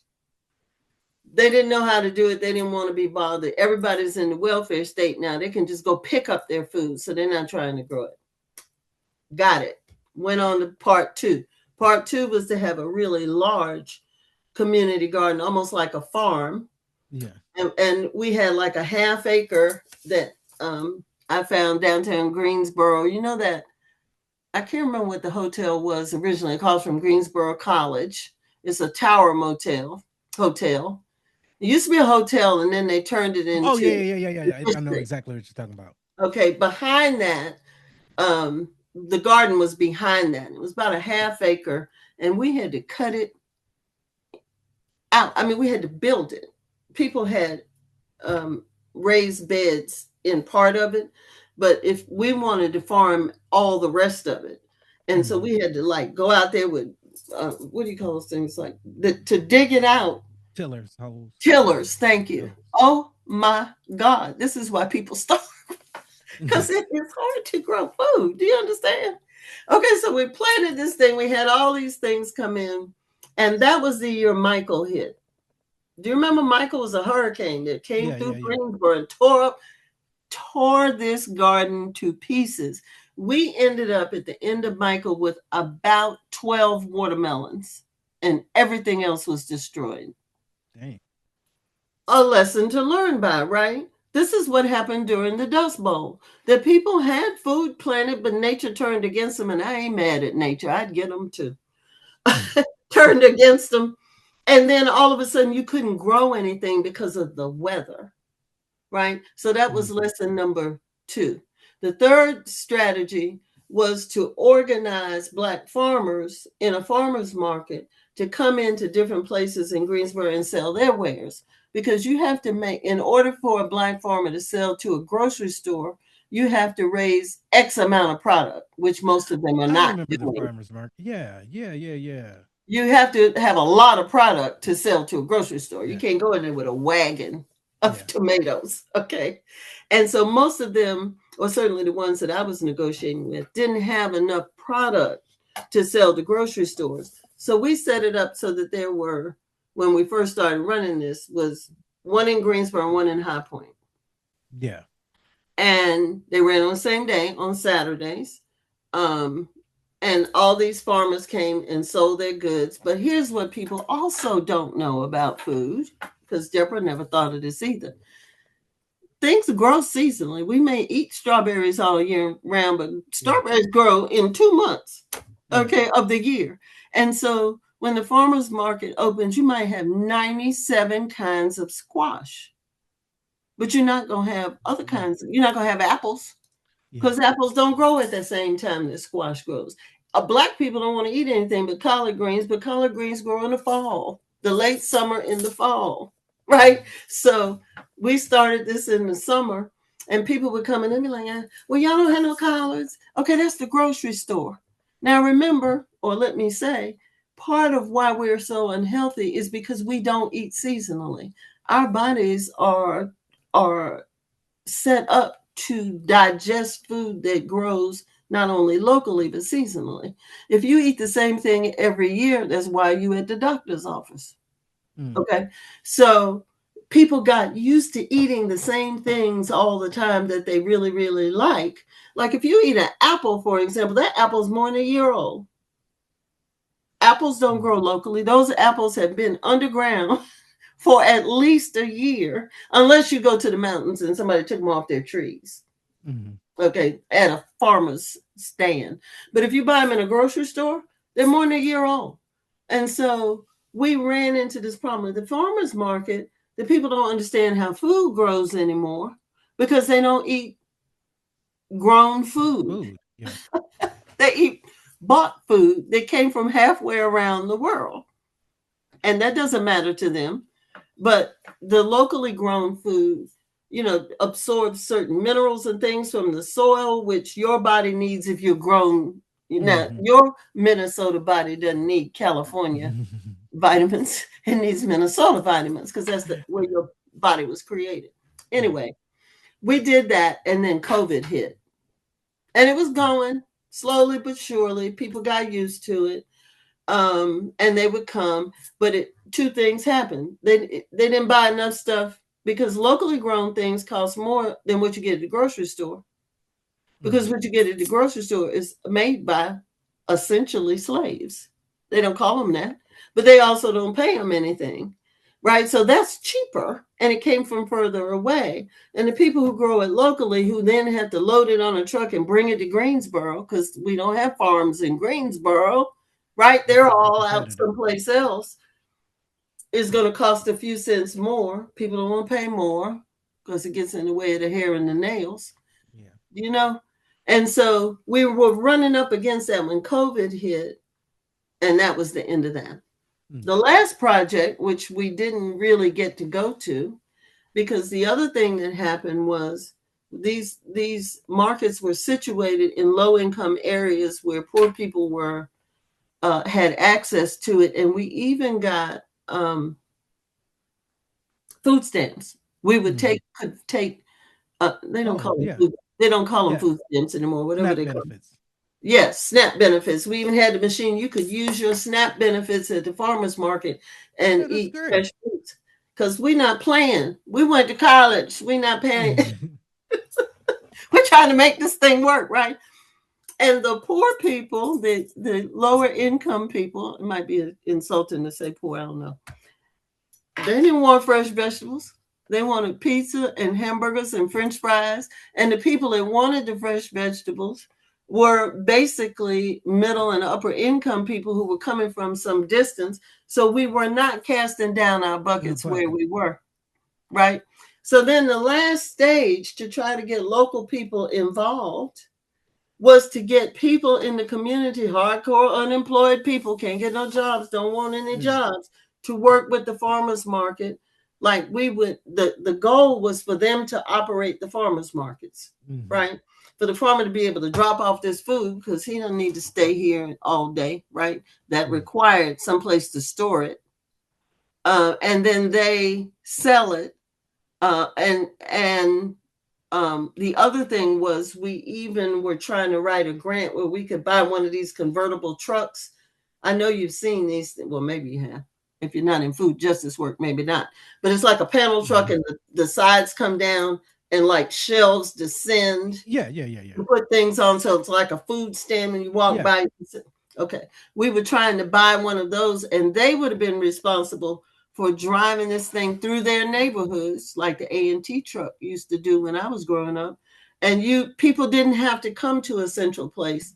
You could literally, like, Tuesday's your day for this neighborhood and the truck's going to come through, be ready, kind of a thing. Yeah. They didn't want to do that. Why not? Because when people give you things, you don't have to work. You don't want to work. Let me work. You don't see now one black boy talking about, oh, let me cut the grass. Okay, when I was growing up, all black boys had to cut the grass. I don't know anybody that grew up with me that has a yard because they hated cutting that grass, right? Oh, let me do it. Let me do it. They don't want to do it. They didn't want to do it. We tried everything. And then COVID came. And when COVID came, everybody jumped on the bandwagon. I'm taking credit for this, whether it's mine or not. I'm taking credit for the fact that by the time COVID came, people in Greensboro were aware of food insecurity. And so all those people that were used to having food stamps, and especially the elderly, would come out and go to the store and get their food. They couldn't do it when we were locked in. And so they started sending boxes of food around to people. And the people that were working with the market with me started to deliver these boxes. But they came from the city. This isn't coming directly from the farmers. Well, they used the farmers' food, but they built the boxes, right? Yeah. And so that took it out of the farmers market and gave the farmers direct access to selling this food to the city that then could be delivered. I'm positive that's not still going on, but they would rather work for the city than our initiative. And so that was the end of that. Meanwhile, I have worried everybody in this county to death about food security, which is why I'm saying I'm going to take credit for it. Because when I came here in 2006, nobody was talking about it. And now they have all these different things they're doing, but it's for a very discrete group of people. In other words, if you go to a particular church, that church might be growing food, maybe. And there's not many of them, okay? White churches do, but not very many black churches that do. But that would be for their congregation and not the people that live across the street that are hungry, okay? Again, we is we, whoever you think we is. My point is that now there are ways for people to get food, but it's not across the board. It's not, if you're hungry, we're going to get you. It's like you got to be bought into something in particular. Yeah. Right. And then when we keep having these problems, atrocities, weather things, people who are on free and reduced lunch can't get their food. And what about their parents? If you're on free and reduced lunch and your parents can't afford to pay for your food, what are they eating? Nobody's asking that. Nobody's asking that. Nobody cares about that. They should have gone to high school and gotten a job like everybody else. There are none. This is basic human functions. Everybody's going to get hungry. Everybody's going to get thirsty. Everybody's going to have to take a shit. Everybody's going to get tired. All those things. And you got to have something for everybody, or the people that can do it are going to be in trouble. It is, not only is it inhumane to neglect those as priorities, just human priorities, certainly, but it's also threatening to the stability of everybody who does got. That's exactly right. Like it's just like health. Like, if you got a virus, I can get a virus from you. So it is in my best interest, if I don't want to have a virus, to make sure you ain't got one. You remember during COVID, they were telling people to save water. They was like, you need to get some water because who knows what's going to happen. And you got to stockpile water and toilet paper and stuff like that. I'm like, we start stockpiling this water, somebody's going to break in here and get this water. At whatever point the water stops running, you're in danger. Right? If you have some, because people who have nothing are duty bound to get it from you. So you can set up a world that says, I don't care if you have anything. I don't care if your kids aren't safe. They have to make them safe. You haven't even taken into consideration the biology of maternity and paternity, right? There's nothing I won't do biologically to feed my kid. So that's how I end up in the jail. Because I went to the store and stole some peanuts or something. It's outrageous. And particularly in the South, where everybody purports, and I said purports, to be a Christian. I mean a Christian.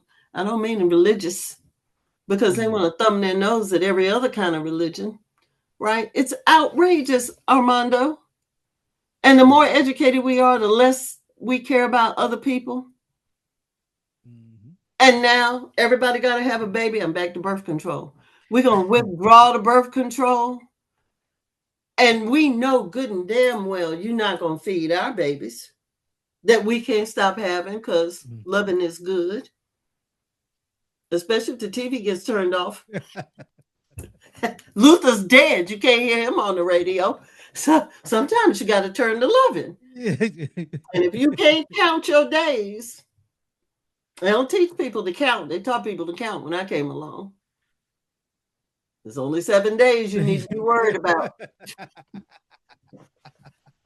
For those of you that don't know, it's 7 days a month you need to be careful. The rest of the time you can have all the fun you want.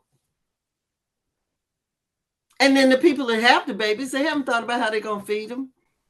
I mean, relationships and parenting shouldn't be an economic calamity. It's always been precarious, but it is a calamity now. It's like it could be ruinous to your future. It could be ruinous. It could be ruinous to everybody. And it shouldn't be, but the economics of life and living have outpaced life and living. Yes. You're always hearing about somebody that left their kids in the car in a parking lot while they went to work or shop or something, and all the kids die. Nobody want to leave their kids in a hot car. Nobody says, you know what? Come on, get in the car, except Susan Smith. Do you remember Susan Smith? Oh, Susan Smith drove her kids into the river. And then blamed it on a black man. Mysterious figment. She wanted them to die, but everybody else is like, I don't want my kids to die, but I don't have any options. And because we got the same needs, why wouldn't you build a world where everybody's options are taken care of, if for no other reason than to keep you safe? There's this sick thing in whiteness, American whiteness, where it's not just reveling in the I have. It is a perverse joy in seeing you don't have. Built into the psychology of the thing. I can't pinpoint the exact point where it gets into you, but as you say, the older we get, the more stable we supposedly become, the more it sets in. Me having is normal, and somebody else specifically getting shitted on. Even though I know that's happening, that has to happen. And that's okay. Some people just, like people we grew up with from kindergarten till now, as lives change. Part of what keeps us in our mind is, I ain't fucking up like that. So-and-so, I ain't. But that's exactly is so-and-so really fucking up, or is it you live in a world where one slip you were slated to fuck up? Yeah, you were on the path. I mean, there are just so many people who can't avoid that path. And to double back, food is responsible for so much of it. It's not just that you might be hungry. It's that what you are being given to eat is not food. And it's going to cause you problems. It's going to cause you biological and cognitive problems down the line. That's either going to end you up in the medical industrial complex or the medical pharmaceutical industrial complex. I'm back to the Coca-Cola, or the prison industrial complex. One or the other. You're not getting out of one of those, right? And so people, just like the people that didn't want vegetables, they're like, I don't know nothing about this. I never, because the farmers around here who grow squash, for example, will grow eggplant. What's this purple thing? I don't know what this is. I don't want this. Okay. Well, you don't have to eat that, but what about this over here? I don't know nothing about that, right? I do know French fries and Coca-Cola. And I double dare that most of the French fries you eat aren't potatoes. Potatoes, no. No potatoes died in service to this French fry, right? And so much of what they eat is a combination of chemicals which are going to assure that they end up in one of these complexes that some white folks are going to make money off of. And even if you end up in a prison, somebody got to feed you in prison. Man, they're talking about these detention centers now, and the people are eating rotten and spoiled food. That's because the food they couldn't give to the state oversight, where there's some kind of regulation, they're like, don't throw that away. Send it down there. That's what they get for coming here. Immigration is an expansion of the prison industrial complex. All it is that industry getting bigger. Mm-hmm. And just like fugitive slave laws, that's all this ICE shit is. It don't That's matter. all it is. They snatching people for profit. We've gotten normal again to separations at the border. First of all, overstaying your visa is a misdemeanor. It was a misdemeanor. Misdemeanor fine. Happens all the time. Now it's been criminalized. Right. As this, oh my God, there's this pariah. So much to the point where we're fine with human beings seeking safety, coming to our borders, being split apart, and God knows what happens to them afterward. You can say they're being put back to or taken back to their country, but there's no guarantee. We don't know that. We don't know what you might be making Soylent Green out of those people. Absolutely. And you are warehousing those people at a cost. That some other man is making all this money all of a sudden. You've created 17 jobs to house that one person. What they're doing is creating an industry, a crisis to create an industry to create profit. That's exactly right.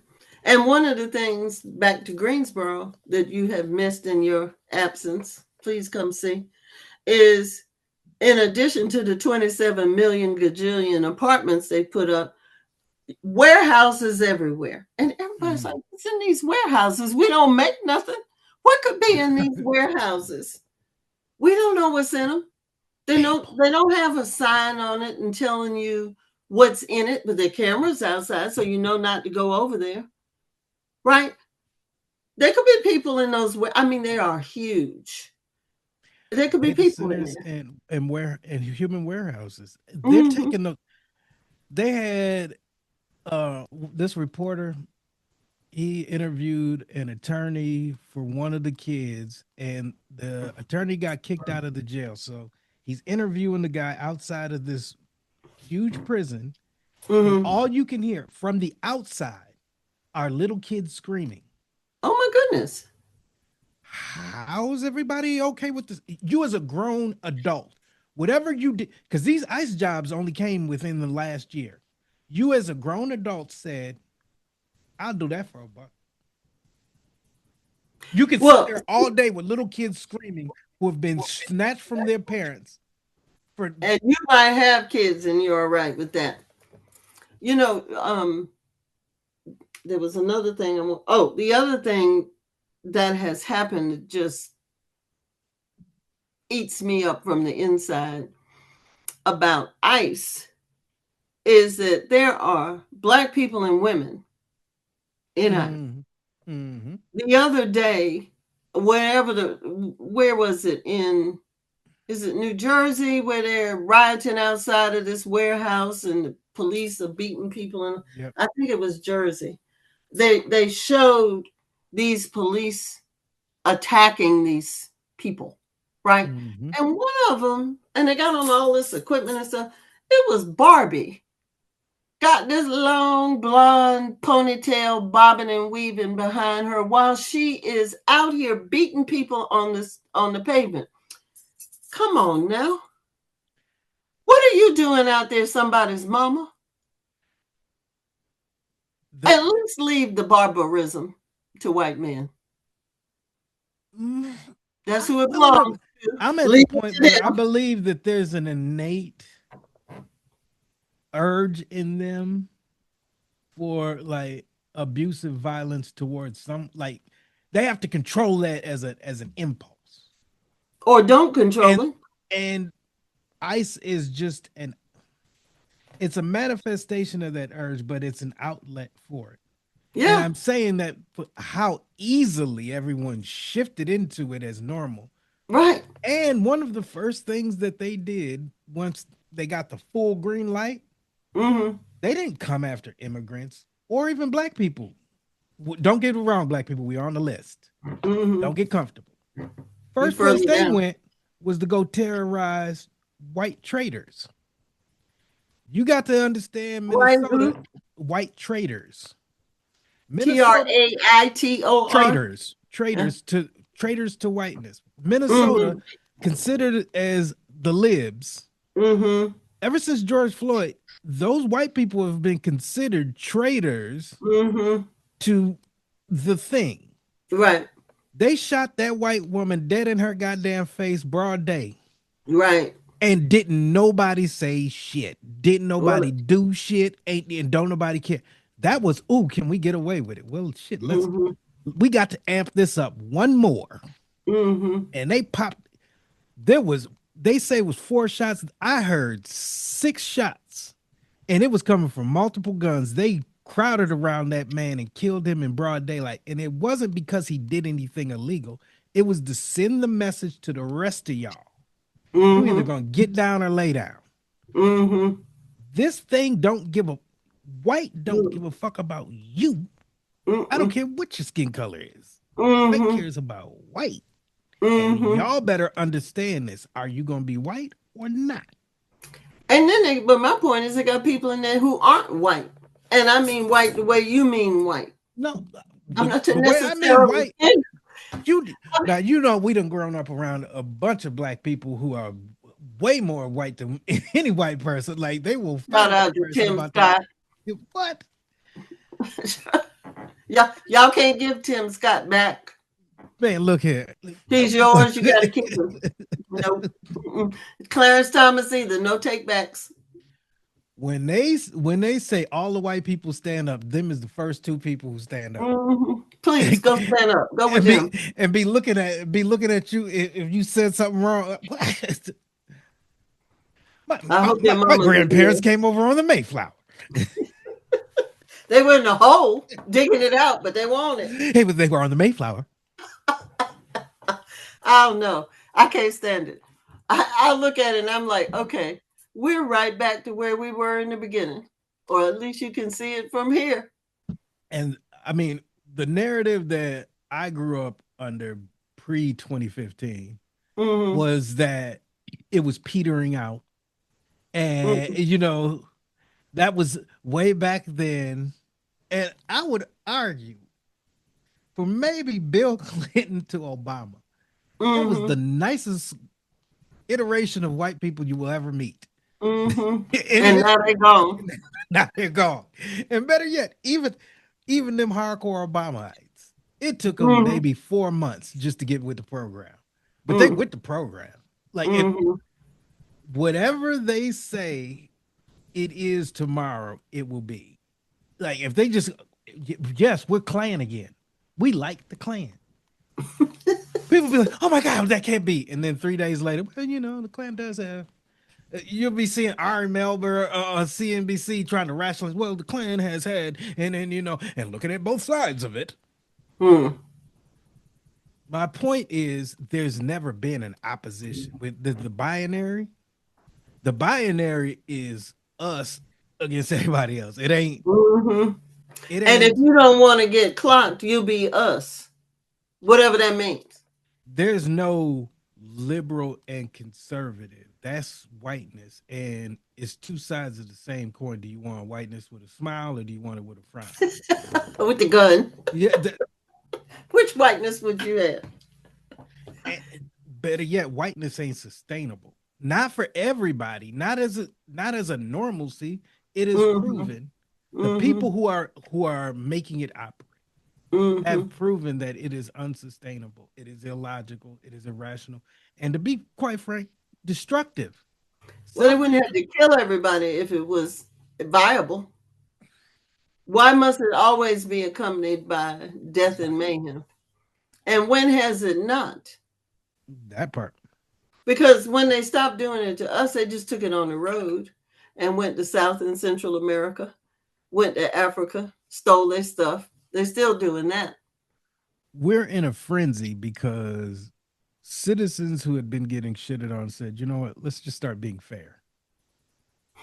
This is why we're here right now Mm-hmm. politically. Let's just start being Mm-hmm. fair. Oh my God, what the fuck? What the Mm-hmm. Or, Yeah, and it's when they wanted to be fair, they were only willing to be fair with a particular part of the population, the at which one was the educated landowning members. They were never fair to those without, except that they turned that into a market industry as well. Counseling, poverty, halfway absolute house, all that became an industry, not an act of kindness.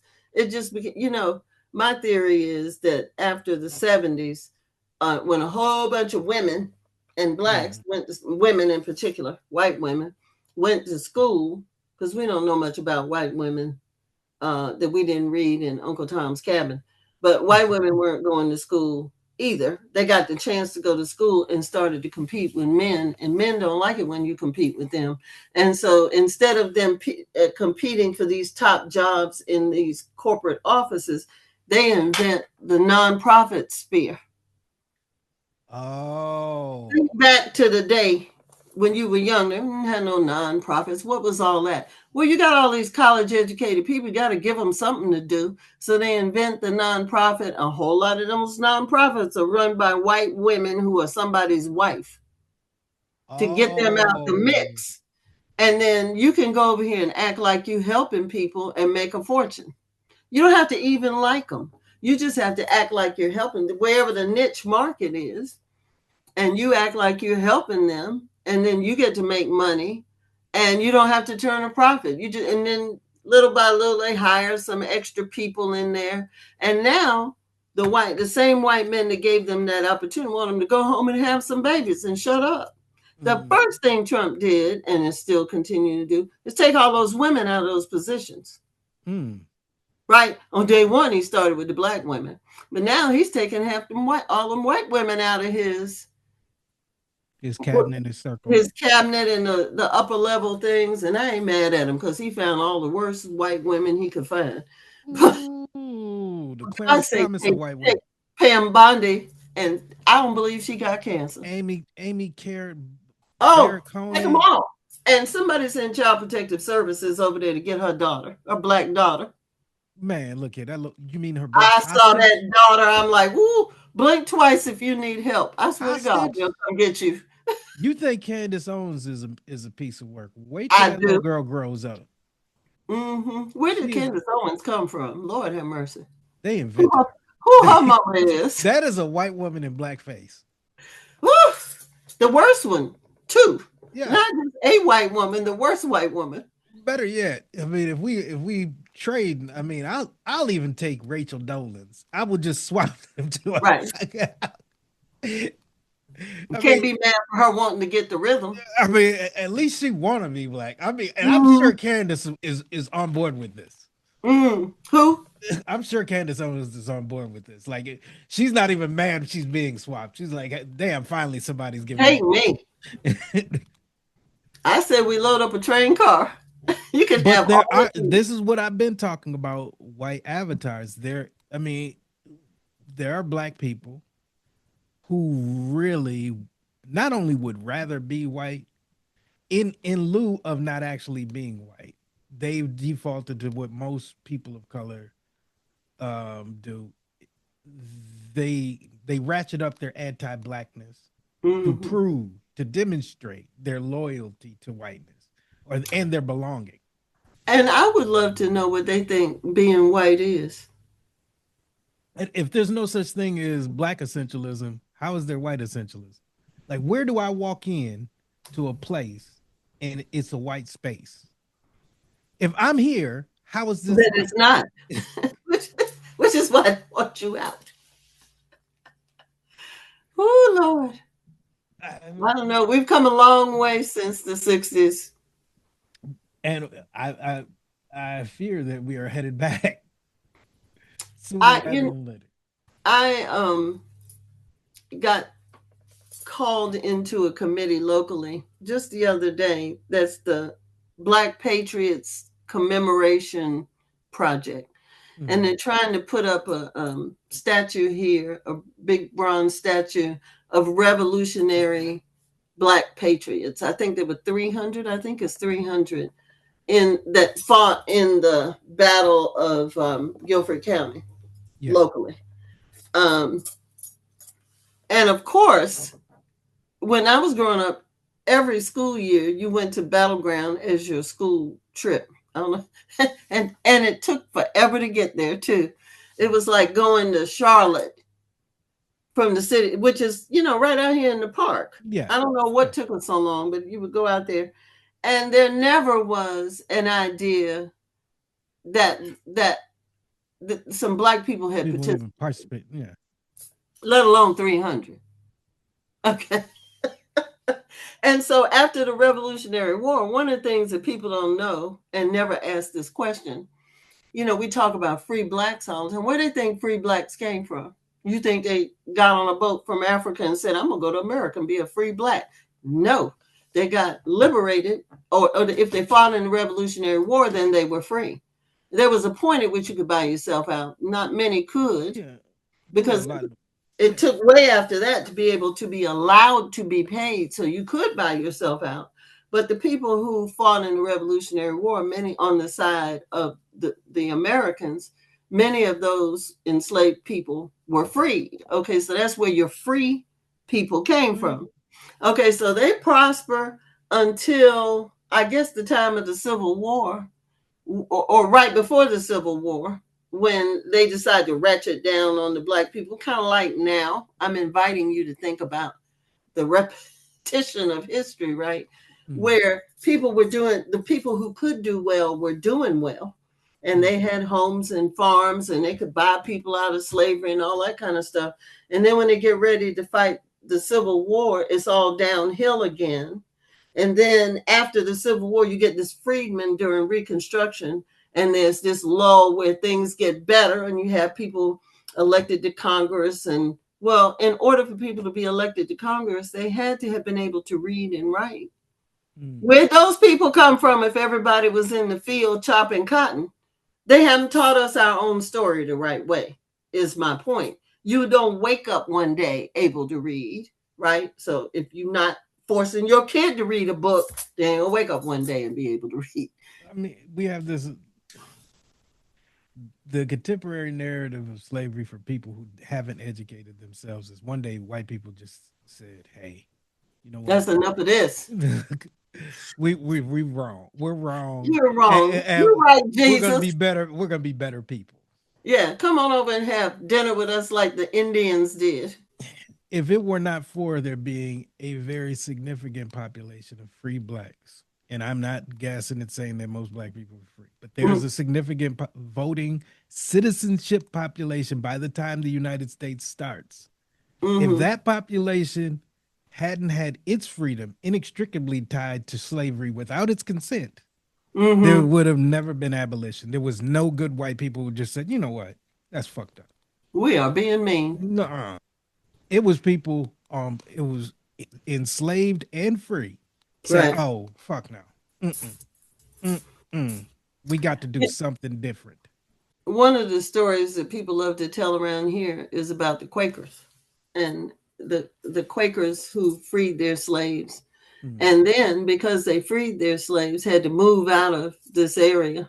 I mean, they obviously left some behind because there's a school, but the rank and file of them moved west And I want to tell you where Indiana. where's Marion? Indiana. You know, the lynching you've seen 1,000 times, where the people are hanging from the trees, and there's Yeah, two yeah, of yeah. them. Um, And they're being and, burned and they're and tied. it was Marion, but I can't think of what state it was in. Not Indiana, is it? I think it is. Though, so the people who were here moved out there, and a lot of them lived in that Marion area. These are the Quakers. But they let their slaves go, not because they were wrong and not because they thought, oh, you're people too, just like me. They let them go because their religion told them they couldn't get into heaven. Selfish. Yeah. Right. And so it's like people who refuse to eat meat now. Okay. I'm not eating this meat because it's not good. I just stopped eating it because somebody told me if I ate meat, I'd get diabetes or something, whatever the vegans believe. I'm not sure what it is. Don't talk to me about it. but I'm saying I had the opportunity to meet with this man whose father, was it his father or his grandfather? One of them, one of his kin people, was the chief of the fire department in Marion, Indiana, when that lynching took place. And he was telling me that all these Quakers, I'm pointing to the Guilford College out this window, had moved out there. And so it was a huge lot of them. And he went to this lynching because they had to call the fire department to keep them from burning down the town or whatever. And I was thinking, not the Quakers. Oh, who's exempt? Right?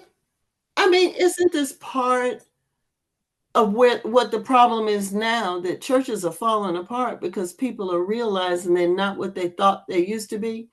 Why haven't the Catholics gotten axe handles and gone to Washington and beat the shit out of your president for talking about their Pope?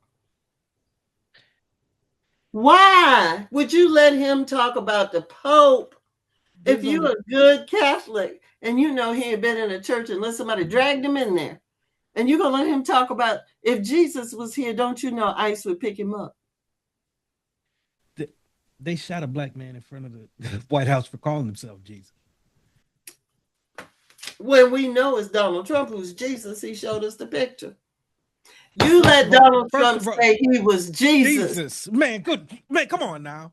You let him say he was. None of it makes sense anymore. If you none of, like, nothing that I learned from from whatever birth till now, that about the rules of whiteness in America, like you got to, and this and none of that shit matters. Or religion. None of it. How you That's gonna what I'm let saying. somebody Like, defame your religion like that? Since you say that's the end all and be all, you do everything you sit there Jesus and use the church protection. to create an idolatrous relationship with a charlatan. Oof, oof. It is idolatry. Yes. Pure and simple. And mostly on his part. They got the goddamn, that black pastor consecrating a golden calf statue of this man, and don't see the irony. None whatsoever. That man might as well just pull some sand out of his pocket and just did a little just to cap it off. Like, but look, that takes me back to a point I was trying to make, and I lost my way in it, which is that over time, since the 90s, they have taught people not to read. When they introduced screens, they did away with reading. Just look at this video. Right? Just look, or it started with even tweets. What was 134 words? 40 characters, yeah. Right. So that ain't reading. That's the same amount of letters on a pill bottle. And so now that people can't read or won't read, there's no way for them to know what the past was. So they don't even know it's being repeated, or don't. I think a lot of them don't care, but I think most folk don't know. They don't care because, I mean, it's easy to influence apathy. You know, that ain't what you're supposed to care about. Well, you're And supposed to. empathy. Yeah. It's funny because when I went to A&T in 2006 to start that curriculum, Mm-hmm. in higher education, teaching the soft skills, which the Chinese teach their students, was huge. It was a benchmark in time, right? Because they hadn't been teaching soft skills. So listening actively and empathy and critical thinking and all those kinds of things were part of the curriculum that we introduced. And now nobody wants empathy. Nobody wants critical thinking. Nobody wants any of those things. They want you to just push this button right here and order this, and Amazon will have it out to you tomorrow. And a whole lot of people dropped out of, certainly when I was at A&T, so they could work for Amazon because they were paying a lot of money. And isn't that the new slavery? Yes, absolutely. It's the reinvention of slavery. Is Amazon. And you think what? Because the truck has blueprint on it, that makes it less so. Boy, you get to working in one of them warehouses. Ooh, and they The don't never stop it. warehouses are They awful. The don't. trucks are awful. You got this much time to deliver everything. You know, it can be raining, snowing, sleeting, dogs chasing you. This one person had to. There was such. They were under such a crunch. They were going to the bathroom inside of their truck to keep on time. That's They what could. Coke bottles are for. It That's also crazy. tells you they want to hire men. Because, oh, Yeah. by the way, women can't pee in a Coke bottle. But Got speaking them of in there. which, Okay.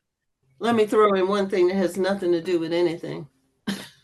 When I was young and we were here in the 60s, you couldn't go to the bathroom. You know, it was whites only Yeah. bathrooms. Yeah. One of the greatest traumas of my life was you had to pee on the side of the road. Mm, And so people would learn to open both car doors, yeah. and you would have to squat down between the car doors so that the Yeah. So they traffic can't couldn't see. see you. But they knew if you were pulled over on the side of the road and the car That's doors what were you're open, that doing. you're Yeah. peeing. And everybody in the car could see you peeing. Please deliver me, Lord. Please. Don't make me pee on the side of the road. That is what I'm talking about. The logic is so cruel. Mm-hmm. I would rather a little girl have to pee on the side of the road than the they might use this bathroom. And the bathroom would never have any toilet paper in it. They would never have ever cleaned it. The sink didn't work. It wouldn't flush. It was a germ lab. And one other fun fact. One day we were going down the eastern part of North Carolina to see my grandfather when he was still alive, and we got caught up in a Klan caravan. This is how old I am. It was before the interstate. Damn. We used to travel Yeah. before there was an interstate. Yeah.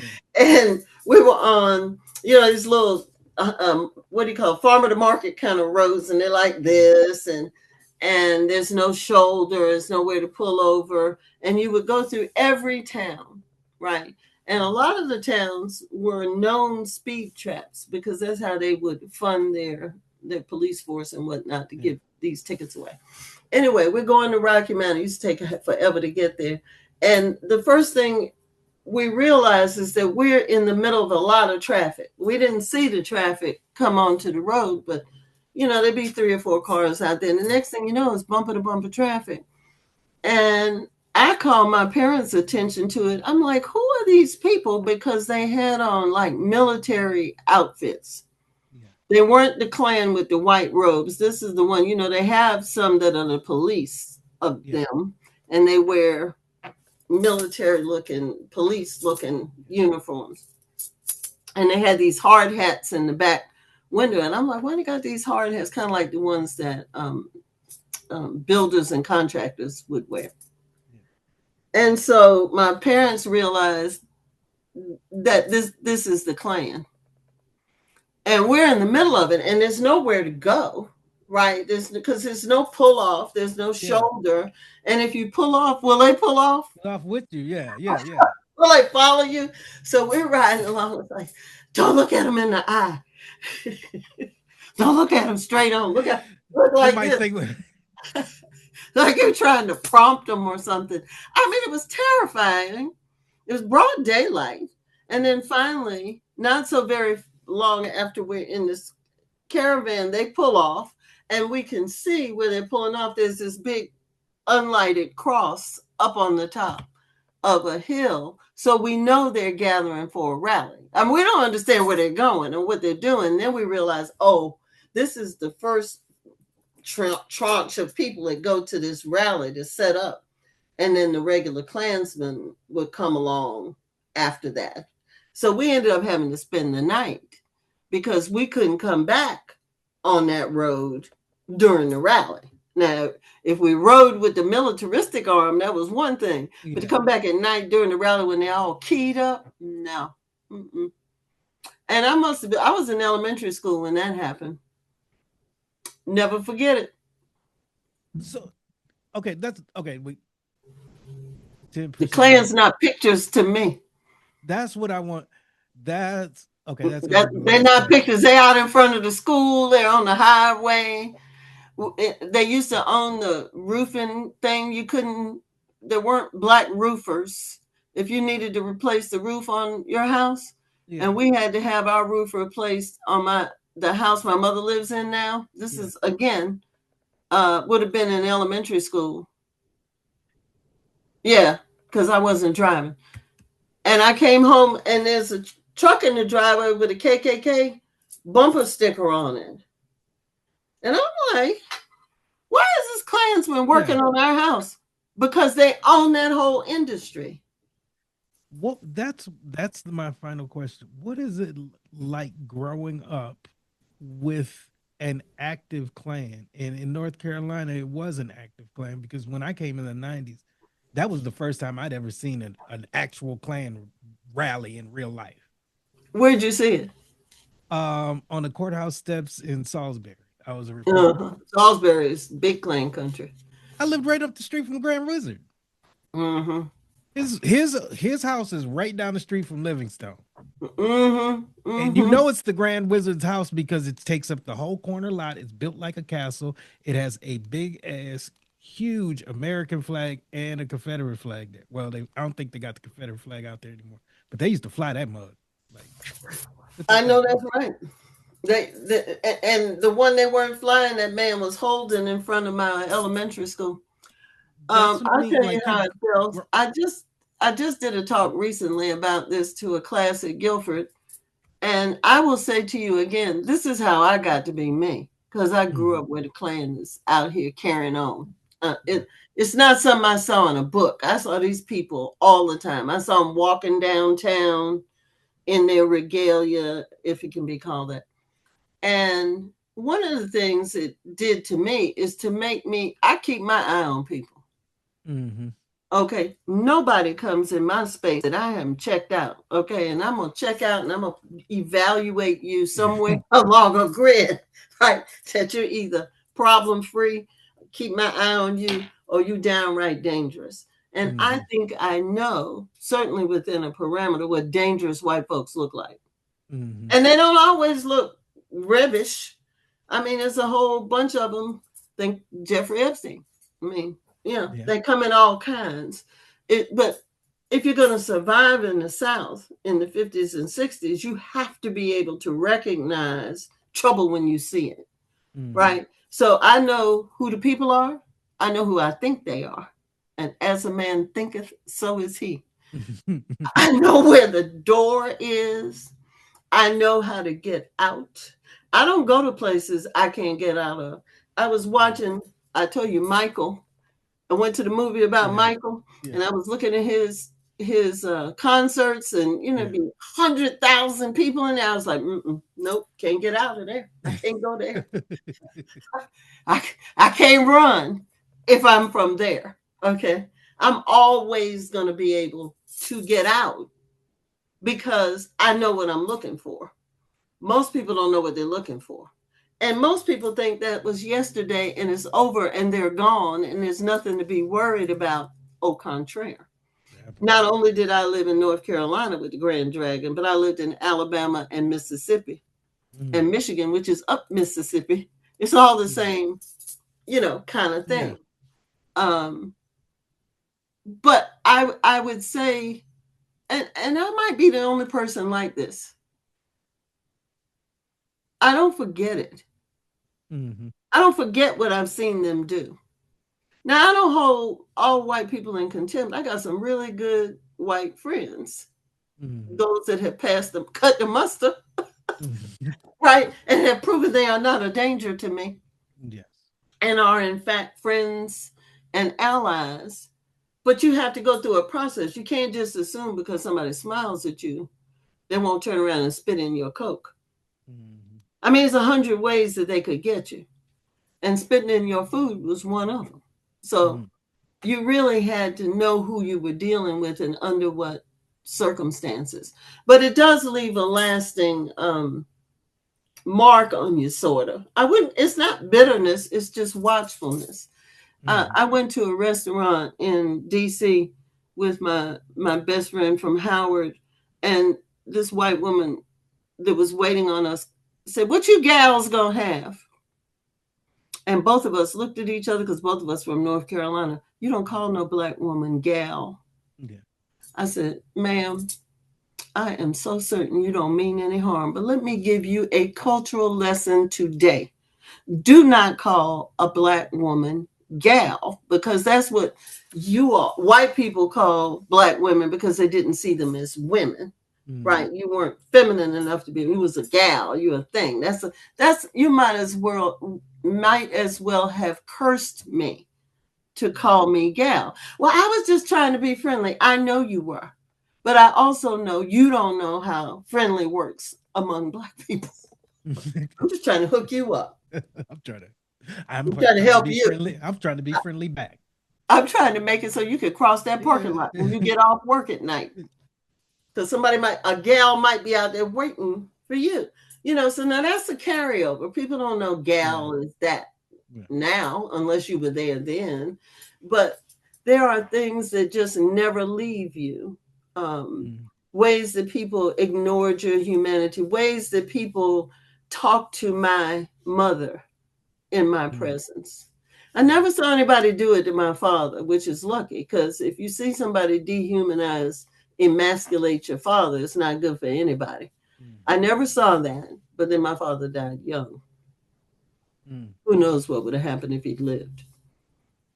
How old was he? 49. 49 is damn near a baby. Yeah. Oh, the year I was 49, I thought all year I'm gonna die. This is, and I thought I was gonna die just cause, but I also thought, ooh, this is not old. I thought he was old. I mean, not old, but I didn't think everybody was crying at his funeral. Oh, he's so young, and I was like, he's so young. He's 49. Yes, he is at 49. Super young. Yes, you're just going good at 49, just getting it all figured out. Yeah. You figured out the rules and the game of play. 49. And your dad was a dentist, wasn't he? Mm-hmm. My dad and my grandfather. Dr. Barnes, we're gonna have to do a part 2 because what, this 4-hour segment wasn't enough? It definitely was not enough. None of the questions I really wanted to ask we answered, but I mean I got 3 hours, so I'm good. But I chatted you up too hard. No. This is why I wanted to talk to you. Oh, okay. Well, I want us to come back and talk about lynching. That's what I originally wanted. That's got to be a whole show. Yeah, Eugene Harrison. I want to do. I definitely also want to talk about the soil collection project as a segue into that larger conversation. But I am not going to pester you anymore today. Well, I thank you so much for your time, Dr. Barnes. The pleasure was mine, just seeing your face. And vice versa. I will call you, and better yet. All right, so y'all, America. If you look at both of our phones, the last call between Armando and Deborah Barnes, it was me calling her. Don't let her gas you, y'all. Don't let her gas you. Well, I don't want you to call me. I want you to come. Sit on the porch. I promise you I will be back. We were porch sitters. That's all it is. I mean, it's a North Carolina thing, y'all. It really is.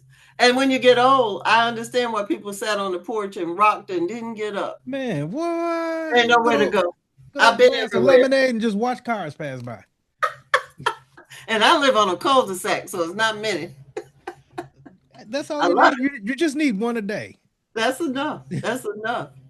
Well, thank you for inviting me to your show, and I'll look forward to part 2. Definitely. And I will send you a link to the edited version. It should be out in about 2 weeks. Okay. Take the part out where I forgot. Okay, I definitely will. Okay. Love you Have a good much. one. Bye. Okay. Bye-bye. Well, I know that that was a pretty good interview and you want to hear more. We have more coming up. Please like, share, subscribe, and comment.